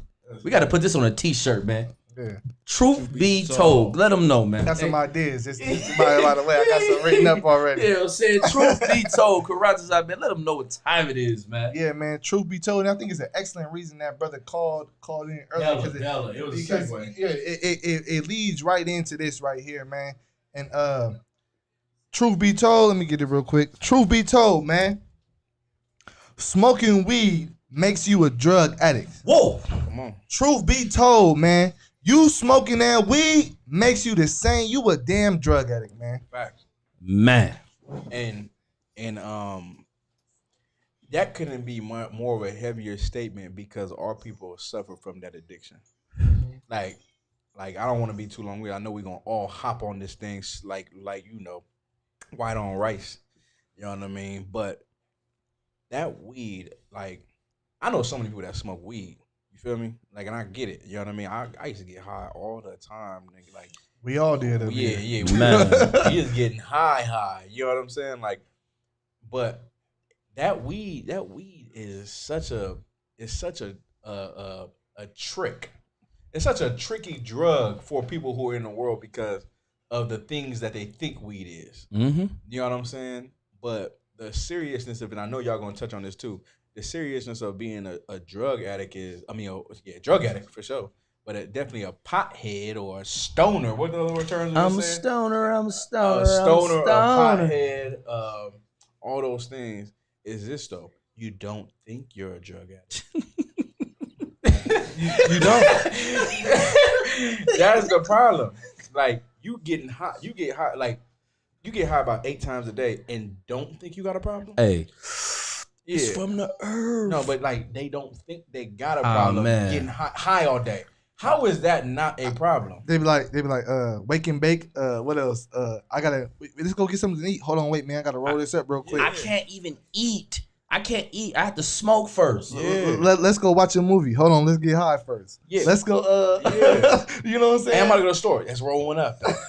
Hey, you trying to match? Remember matching? Yeah, let's smoke on the way. Hey, that's some California. Yeah. You trying to match me though? Like, right. Hold on, real quick. There's a famous song, the most famous song in California, probably history. I got 5 on it. I got 5. It's about being a drug addict. Smoking on that window weed. I got 5 on it. What was that Jordan Peele Let's go movie? up on the sack. Come That on, Jordan bro. Peele movie, they used it on the soundtrack. What was the one? Us. Us, right, Yeah. right. They used it on the soundtrack. It was a good movie. But you see, That was a good movie. I did I did like 2 videos on smoking weed on Black Authentic Truth, and I was just bringing it out like what y'all brought out, that it is an addiction. and it is a coping mechanism. Oh, for sure. Weed is a coping mechanism for anxiety, oh wait, so like my bad. Damn. For anxiety, for dysfunction in the family, for rape, molestation, all the things that Black and Hispanic people suffer. Weed is a it's the perfect drug Gateway. because it is a drug that is accepted in the white man's society. So therefore, it is a drug. It's the perfect drug to say, I'm not addicted. Right. You know, I'm not addicted to drugs. Right. But like we brought out, you can't go to sleep without getting high. You couldn't wake up without getting high. Man. You get what I'm saying? You can't go to a family reunion without getting high. The anxiety of being around a lot of people.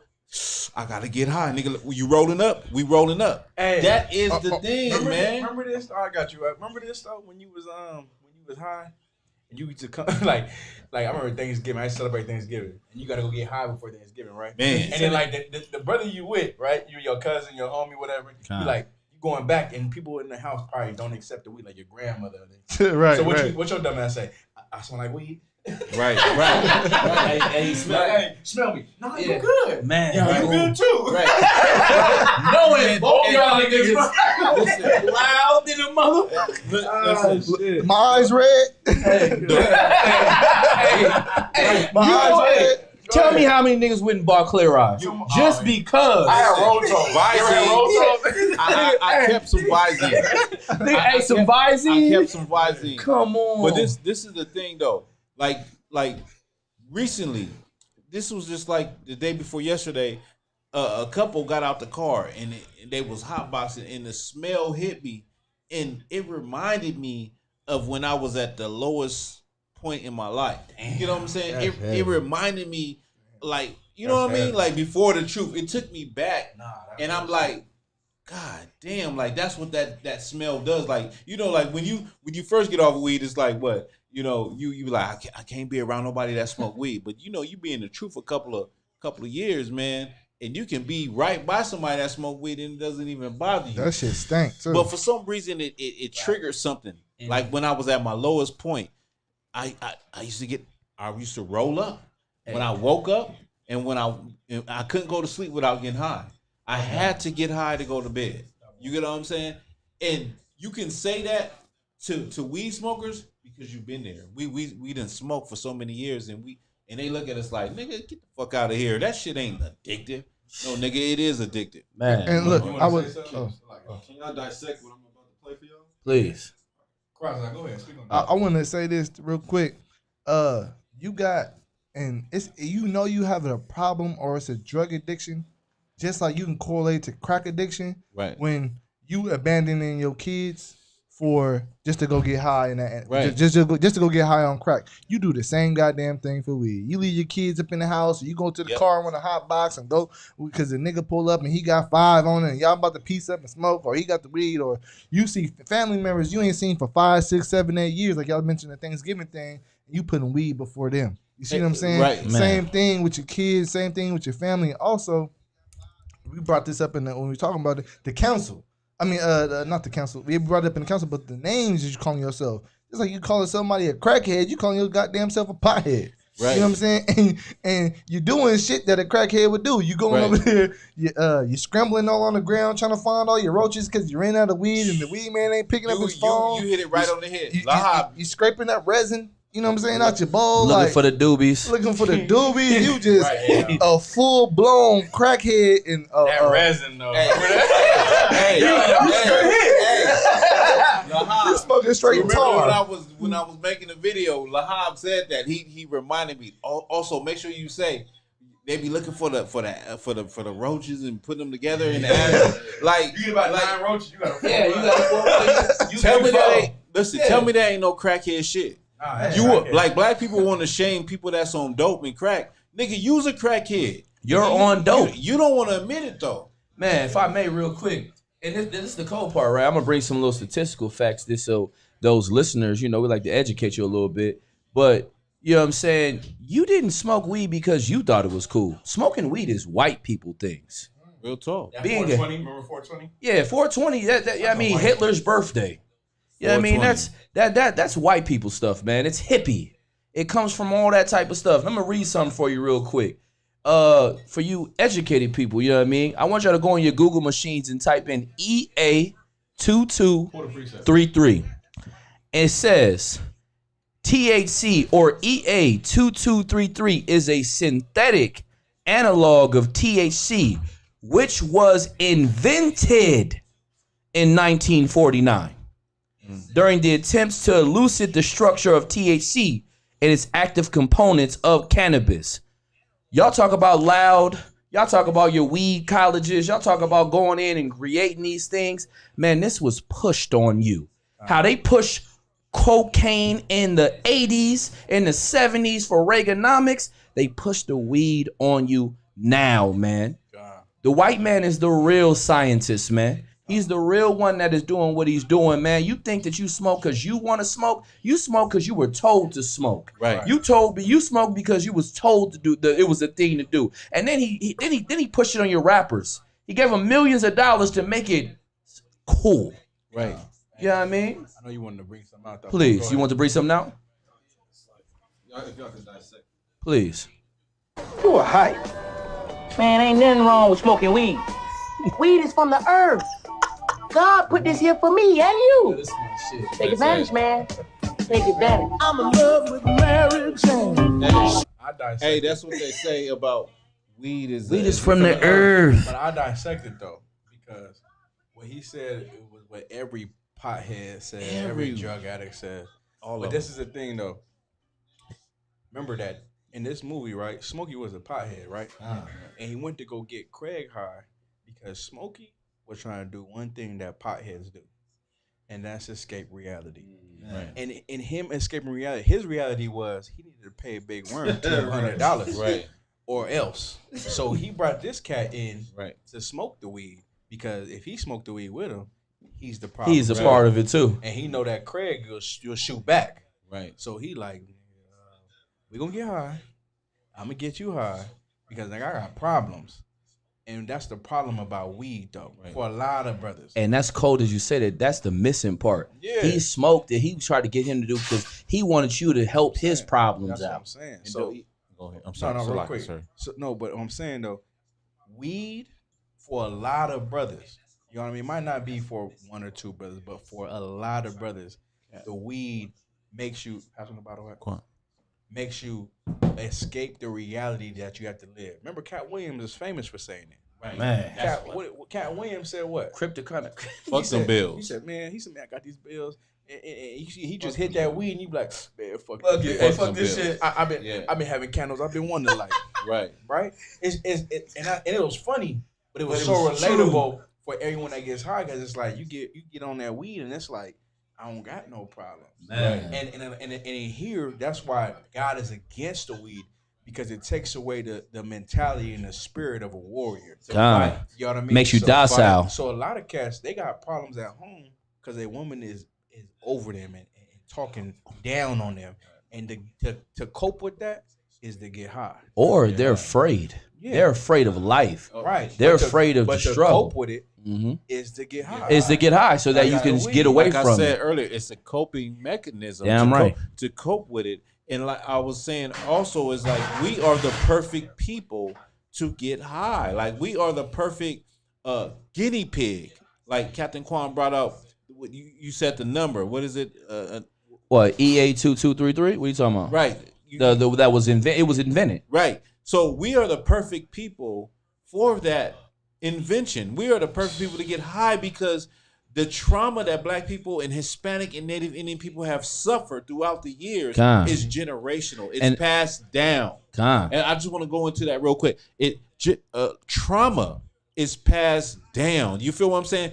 It's people that was barely born in 9/11, but they fear when they see an Arab because they heard about 9/11. So that trauma was passed down to them, even though they didn't experience it. So you do trauma for 400 years plus years to Blacks, Hispanics, and Native Indians every day, and it's passed down. And that drug, like a coping mechanism for how terrible we feel about our life, our circumstances, and our future, It's easy to get high every day. It's easy. And if I can add, not to cut you off, Quan, just real quick. I No, know no sweat, no sweat. But one thing that you said is passed down, brother. In Egypt, we was getting high. Man, like that's a fact. Right. Man, Johnny and Hunter brought that out. Right. In Egypt, I forget it was a drink. Yeah, it was a syrup. We was drinking syrup. It was a syrup. Yeah, it was a syrup. The codeine. It had to do with the eucalyptus plants or whatever see, they're talking Egypt, about. Egypt, but he was drinking syrup back then. But the point is this: in Egypt, you was oppressed, and guess what, brother? You was getting high, man. To get away. You was getting high. It's not your fault. But the thing is, we trying to instill this in you, and if you hear our voice, is brother, you can stop. You can stop, man. You know what I'm saying? It's something in you that's getting defeated by the enemy day in and day out. Damn right. But it's something in this Bible that will install in you power.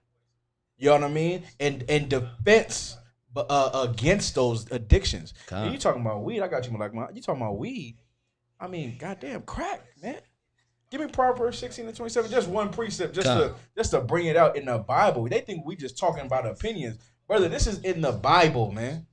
I gotta say, smoking weed is in the Bible, and God being against it is in the Bible. And give me Ezekiel one time, and I got you. And you go. You want to say something real quick? I know it's you.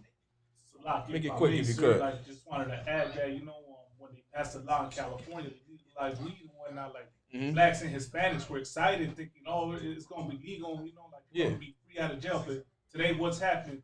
Blacks and Hispanics are still locked up. Still doing time for those possession charges. We got a call. We got a call. So go ahead. Caller. What's your name? Where you calling from? Tommy Black. I'm calling from Charleston, South Carolina. What's going on, Tommy Black, man? You got a question? Yeah, I just checking y'all out on the page, right? For sure. And y'all talking about weed and mm-hmm. Coming to the knowledge, and I'm just like offended. Y'all sitting there drinking like y'all. Hey, one second, Tommy. One second, Tommy. We got another call. One second. Hey, what's your name? Where you calling from? Shalom. Hey, Shalom. Yabashim Yashabrakatham. Shalom. This ain't big preachers. Yeah, it sound like it. Man, listen, y'all can call it. Look, the biggest preacher of them all. Man, y'all know I'm up late night with y'all niggas, man. That's what's up, Kevin. That's what's up. Man, look, I'm starting my show right behind your shit, dog. You think you gonna leave me in the dust like that? You gotta be fucked up, right? No. Hey, Gadal, real fast too, man. That drink, man. That shit is A1. Oh, that's why you fucking with me right now, because you on that inhale. That's what it is. Listen, that's what it is. Like, you already know. You know what I'm saying? Hey, but if I could though, man, what y'all touching on is so heavy, man, and this type of topic here definitely need to be spoke about more, because so many of our brothers and sisters is suffering with this type of demon with that marijuana.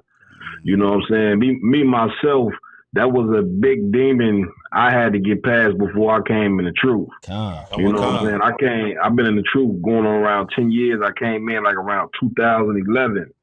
But I had been listening to the UPK since 2009, and I never came in because I was getting high.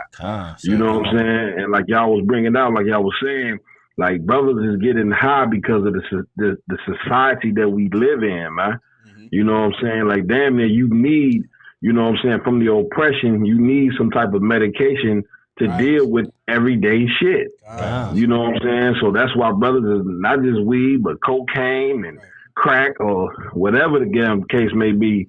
This is the reason why we getting high, because the white man is the goddamn devil that the Bible speaks of. That's right. You know what I mean? Mm-hmm. And one of the things that helped me get off that the number one thing that helped me get off was, of course, the truth. I commanded, big up, you know what I'm saying, to the Most High in Christ. Commander Jenny and Hannah, the general. Damn right. General's on down. You know what I'm saying? I remember the last day I got high, I couldn't wait to come down off of the high because I felt so disgusted. You know what I'm saying? And I ain't got high since. I remember the last day, and I ain't got high since. You know what I'm saying? Shit, hey, when it come to weed, you talking about we all used to smoke weed in the world, and of course, I smoke so much weed, I still think I'm high right now. Nah, Cap, it was something. It's something that you said that was so heavy, and I said something to the brother earlier. It was, something I did. Something I did secretly, but I knew it was but then later I found out it was the right thing. I used to be in class high. You know what I'm saying? Right. Because I had such a fucking problem. But being in that class, I would just get cut to my soul, and I'll say, "Damn, I gotta stop. If I want to be like them, like the brothers teaching me, I gotta stop getting high, man. Like that was one thing, and they helped me so much. Right. You know what I mean? Damn right. Well, listen, that's what I'm saying. I watched the UPK videos for 2 years before I made the call. Right. 2 years from 2009. I didn't make the call until finally I made it. But of course, me watching the videos and hearing the brother say that if you keep getting high, the Lord gonna kill you. Of course, I'm still rolling and smoking, watching the videos, knowing that the Lord that might kill me because that's how strong the demon is. You know what I'm saying? And once again, man, only thing that can cure that shit is the truth. Things like this, what y'all doing with the radio show, the brother, I just got the brother name, the authentic truth. Not the Walker. Right, you know what I'm saying? The thing he doing with the authentic truth or whatever, man, come on now. This One West Radio, this is what's gonna help our people stop getting high, is that niggas speaking the truth and letting you know that smoking marijuana, you ain't no different than a crackhead, man. Truth be told. You ain't no different than somebody on heroin or whatever drug they taking. You are a fucking drug addict. Damn right. Period. You know what I mean? So I ain't gonna hold y'all brothers, man. I just wanted to touch bases on that. Oh, Most High Christ, sir. Yeah, man. Chicago in the building, man. Man, you already know. I'm about to get back to mine if I could. Hold on, before you get off, man. You know you're welcome to be on the show, man. When you touch down, we're gonna bring you on the show. We're gonna have that Midwest interview from you from the cult leader of the Midwest. So we're gonna look forward to that, sir. You know what I mean? Most High Christ. Hey, real fast. Quan Weezy, man, you putting on that gangster weight, man. I see you. Slow down. You coming to the big boy club. I see ya. I'm just trying to get strong. I'm trying to get strong in the gym like y'all, so you know what I mean. I know that's right. But look, I ain't gonna hold y'all like him. Y'all about y'all thumb. Y'all about thumb. Hey, it's like you got the other caller on there. What's going on? I hear you talking in the. You still there? Yeah, is you still there? I hear you, Tommy. What's going on? Tommy Black. We see you talking in the comments. Question, brother? What's going on? Is he on? Tommy, go ahead. You got us on mute. Oh, no, there you go. Tommy. Alcohol is a drug. Tommy, go ahead, Tommy. I said alcohol is a drug. Okay. It kills more people than crack and marijuana. Oh, damn. Okay, that's what's up. So you saying? Okay, let me ask you a question. You said alcohol kills more people than weed and crack, right? Mm-hmm. Put together, yeah, and it has no medicinal purposes whatsoever. Right. So you saying that because you get high though, right? No, I don't get high at all, bro. Oh, you don't smoke weed? Don't smoke weed. Don't drink alcohol. Mm-hmm. None of it, bro. I keep my temple pure. Oh, okay. That's where the spirit of Yah resides. Okay, no problem. So because drinking, Christ, he drank the wine. You know what I'm saying? Like, so you saying Christ was wrong for drinking wine? Well, I know scripture said a little wine is good for digestion.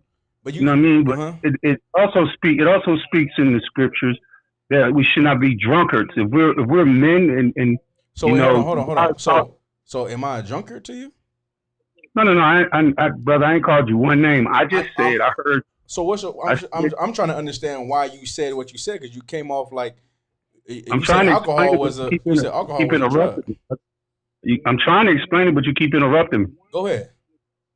What I'm saying is that you're speaking and teaching and preaching about crackheads, and that marijuana is equated to crackhead use. If you use marijuana, you're like a crackhead. Did you not say that? That's a fact. Mm-hmm. Okay. So what I'm interjecting is that I know, because I'm from the street, so I know that alcohol has killed more people has caused people to kill more people, and has no medicinal purposes. Cocaine and marijuana has medicinal purposes. Alcohol has none. So I'm just trying to understand you brothers' logic. Yeah, I got you. Because that's all I'm doing. No disrespect, but yeah. I am a man of Yah, and I just was like, yo. And I felt like if I make a comment on your page, then I should be man enough to call in and let you at least explain it to me. I feel that. I feel that. But this is the thing though. Alcohol is just alcohol. It's not going. It ain't going to kill you unless you abuse the alcohol. Damn just right. like you abuse any drug. You get what I mean? Just like Christ drank, and he didn't abuse the liquor to the point where he was a drunkard. Because being a drunkard is a sin, or being being an alcoholic is a sin. Alcoholism. You get what I'm saying? So what you saying about weed and crack? I'm gonna correct you because weed and crack didn't kill way more people than alcohol. And you could, I know you're trying to go from a sense of maybe like car accidents. I'm not sure, but no, I'm talking about alcoholism. I'm talking about alcoholism itself. I'm talking about. I got stats. I mean, it's common knowledge. It's common knowledge that alcohol is the number one killer behind cigarettes. No, okay, I got you. For our people, it's a liquor. I got you. You feel what I'm saying? Yeah, but you're not. This is what you're not adding in. You're not adding in every single brother who got killed over a $10 sack. You're not adding that in. You're not adding all the drug deals that went wrong or went good that got killed off of weed, off of crack, off of any drug. You're talking about the use of it, and you was right. Marijuana has a medical use for it. It does. You know what I'm saying? We was going to get to that. But the abuse that how we use it, because black people that smoke weed aren't sick. Right. They don't have cancer. They don't have anything that prescribes them to be smoking weed the way they do. But that's what we were talking about. We were talking about the brothers who abuse the weed.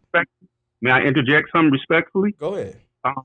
Most black people, I like to say Israelites in this country, suffer from post-traumatic stress syndrome. Therefore, the effects of generation of 400 years of oppression that was talked about in Genesis 15 and 13, that's us. Genesis 15 and 13. So therefore, being that you said, I like the point you made, and I agree. I didn't add into the effect of everybody who was killed over a nickel bag, dime bag. Yeah, you said you was from the streets. And I wanted to get that to you. However, sir, you didn't equate that most of the time that happens, we be on the sauce. We be drinking.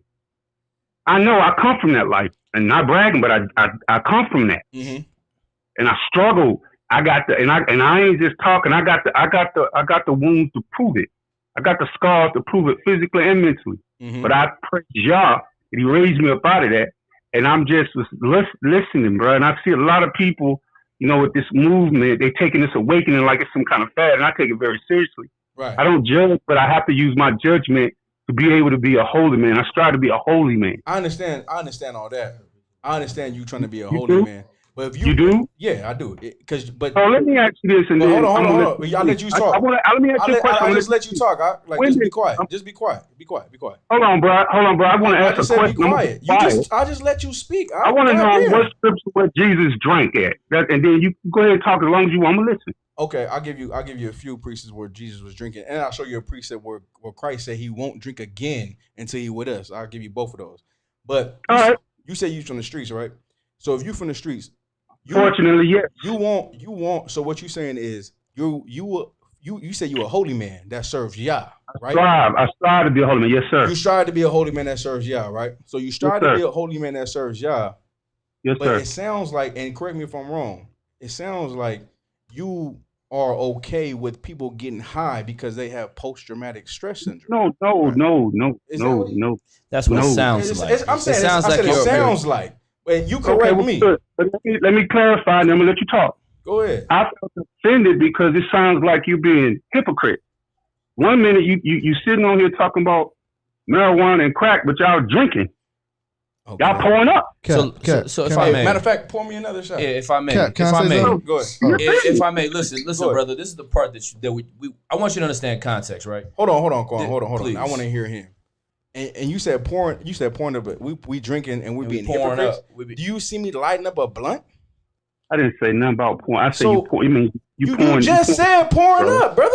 Yeah, that's what I thought you said. Pouring, my fault. Pouring, yeah, like pouring a drink. Yeah, that's what I meant. Okay. Yeah, so you saying pouring up. So because we drinking, and you serve Yah, what does that have to do with getting high? How am I a hypocrite? About smoking weed and alcohol is a drug.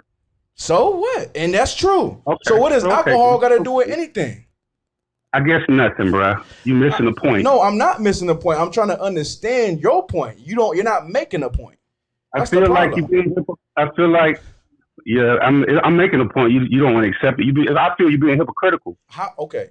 Did you see me smoke a blunt on? No, but you're drinking. Did you see me smoke crack on the show? You're drinking. And how was that hypocritical to what I was speaking about? Because alcohol is a drug, just like marijuana and crack. Okay, hold on. Do you see me abusing alcohol on this show? I didn't say that. I'm asking you a question. Do you see me? Then how am I a hypocrite? Because I just don't understand. If you want, I feel for me, if I was teaching and preaching to the people of Yah, I would at least wait till after to drink with the fellas. And that's why you don't teach or preach to Yah. You get what I mean? You're not authorized to do none of this work, brother. You're not authorized to do none of the work. Now you emotional. Now you offended. I'm not. Hold on one second. I'm not being emotional. I'm telling you what you just said. What you just said didn't make no sense. First of all, you call me a hypocrite. Then you retracted your statement. Right. No, I feel like you're being a hypocrite. You sitting here talking about weed and crack, and you drinking in front of the people, which I don't know. You know what book you read, right? Or I don't know because like I said, I try to be a holy man. I know you try. No problem. No problem. Mute him real quick. Give me the precept. No, you want the Christ? Yeah, give me the precept. Just for the brother, if I may, just so the brother understands. If you're calling us a hypocrite that we're drinking, then you're saying Christ is a hypocrite because he drank. Right. And let me prove to you, thus saith the Bible. Since you praise Yah, that drinking is okay. Whoever the hell that is. This is the precept. And this is in red. This is the precept so you understand clearly. Mark chapter 14, verse 25. Verily, I say unto you, I will drink no more of the fruit of the vine until that day I can drink it new in the kingdom of the Most High. And this is the problem, brother, and I'm going to help you out. Christ was speaking to his men and telling them he won't drink wine no more because every other time he was drinking wine with them. Drinking wine with them, having a good time and checking and correcting and not being a hypocrite. Damn right. Because we are not hypocrites in here. And we serve Yahweh and you striving to serve Yah. You get what I'm saying? Right. We just different, brother. And ain't nothing about us hypocrites. If you abuse alcohol, if you abuse food, anything, all those things are abusive and wrongdoing. But we don't do any of those things. And brother, I'm gonna tell you something. You a hypocrite. Damn right.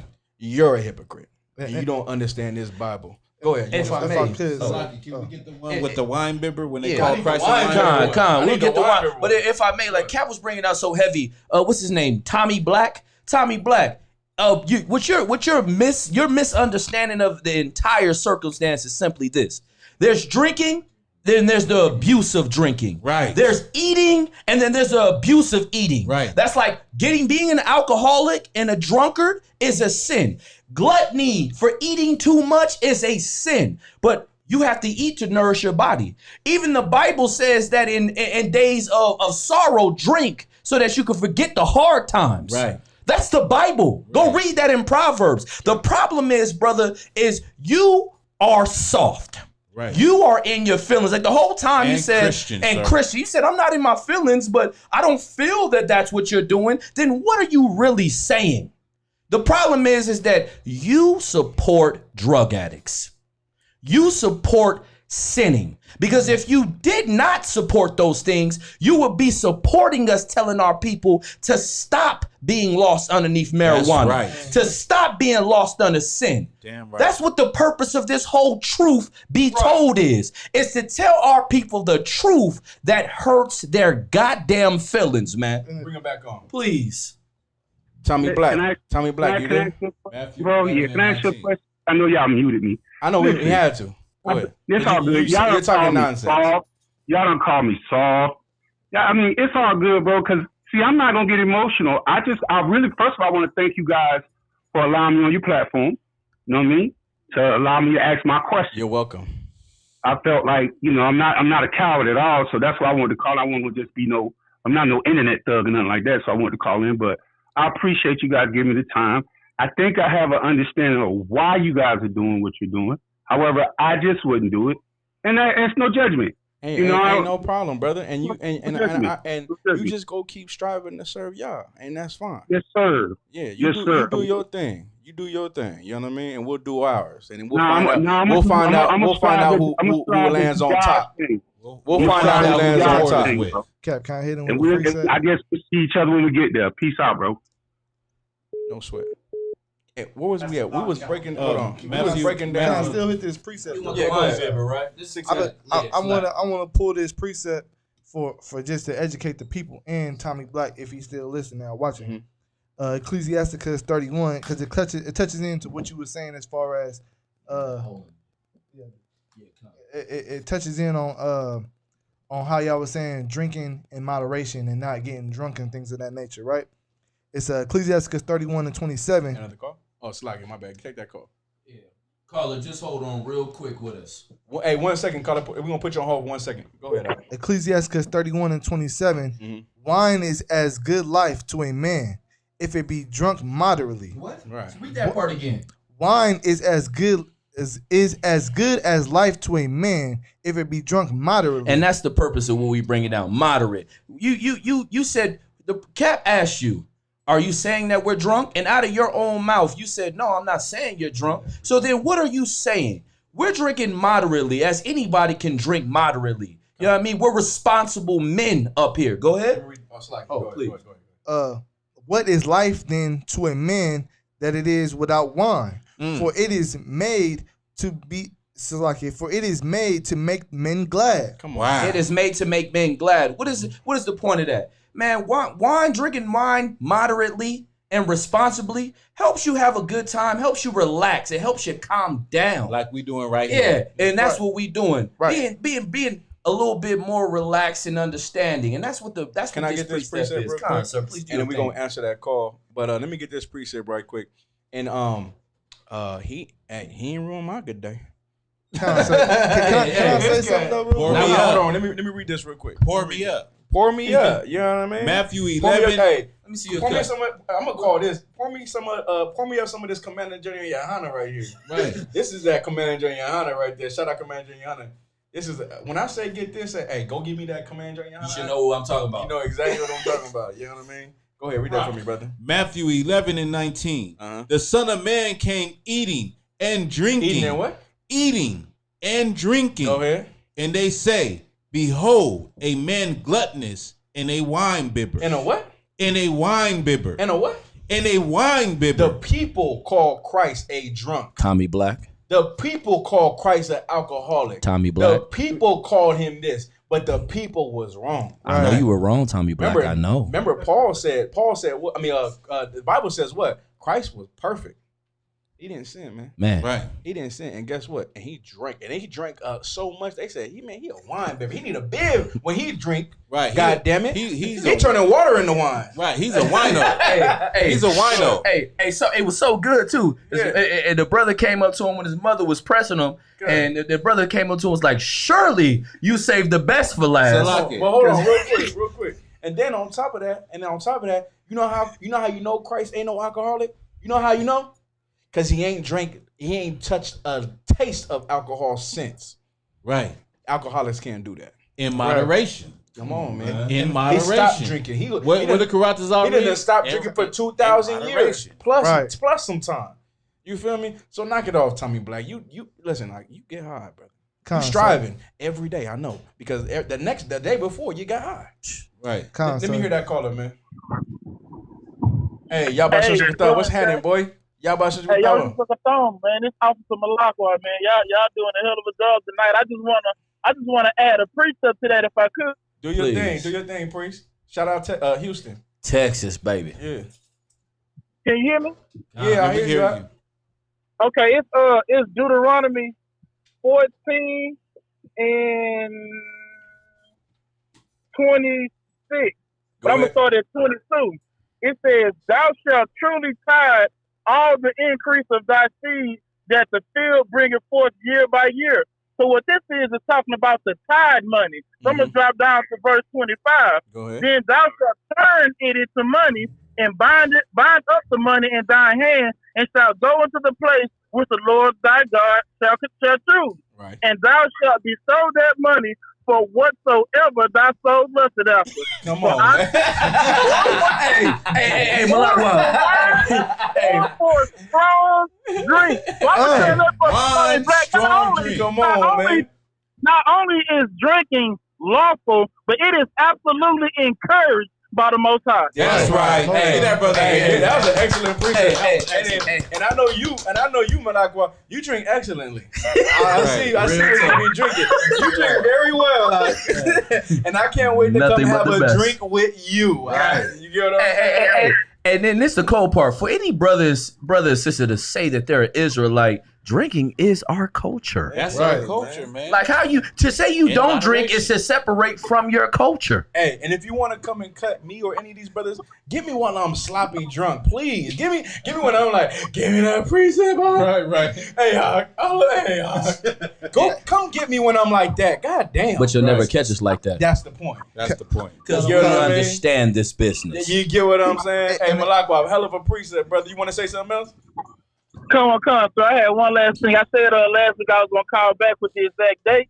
So I want to formally invite y'all to come to the Southern Region Cookout, which is hosted by ISPPK Houston on October the 8th through October the 11th. And we're formally inviting y'all to come down here and host a special edition of One West Radio in Houston. Man, I'm there. Hey, I'm there. Hey. I missed the last one. I'm not missing. I don't know if we could do the One West Radio. We're gonna try for sure. But either way, man, we're gonna be down that motherfucker. Hey, we gotta try to make that happen though. Salaki. I'm trying to have we trying to bring the team down there. We trying to come like at least 12, 14. Hey, Malakwa, I'm rolling now. Hey, Malakwa, get the hotel locked in so we can book. Yeah, because I'm ready. Let me know. And that's another thing I want to add. Captain Yapazak do have some hotels booked up. Sure. And then you know how we do for captains. There are special well, let me know then. Arrangements that could be made for captains. All so all I would say is if you could, Cap, get in touch with Captain Yapazak, and then y'all can throw that away. Done deal. Well, hey, I appreciate you, Malakwa. Shout out Houston, man. That's that boy down there too, man. But, they do it big in Texas, man. I'm gone, Cap. Y'all can get back to it. I'm gonna get back to watching. All right, for sure. Hey, y'all man. Hey, man. Hey, Cap Marquardt, that's my brother, man. For real. He said Tommy Black finna go roll him a joint right now. Right. And strive for y'all. Strive for y'all. You know what I mean? But the main... Oh, sorry, Carter. Can I say something, Bubba Shah? Please. You got it.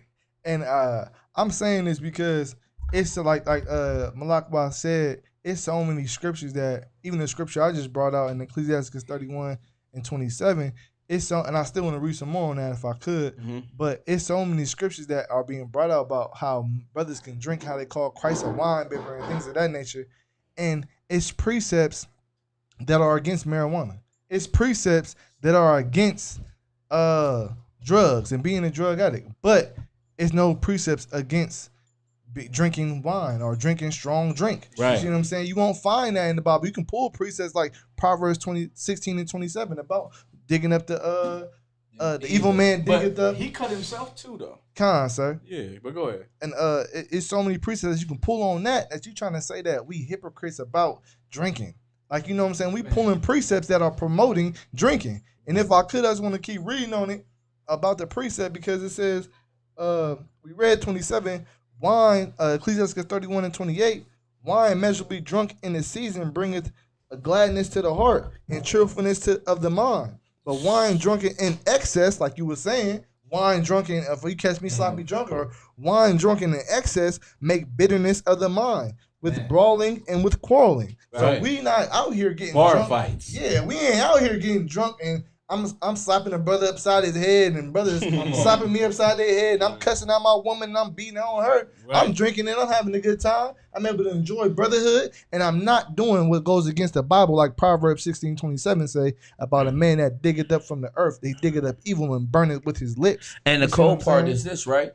We're trying to stop brothers from being drunkards. Right. We're trying to stop brothers from abusing themselves. Like the cold part about the whole entire thing that this brother forgot to bring up was the abuse of alcohol. Right.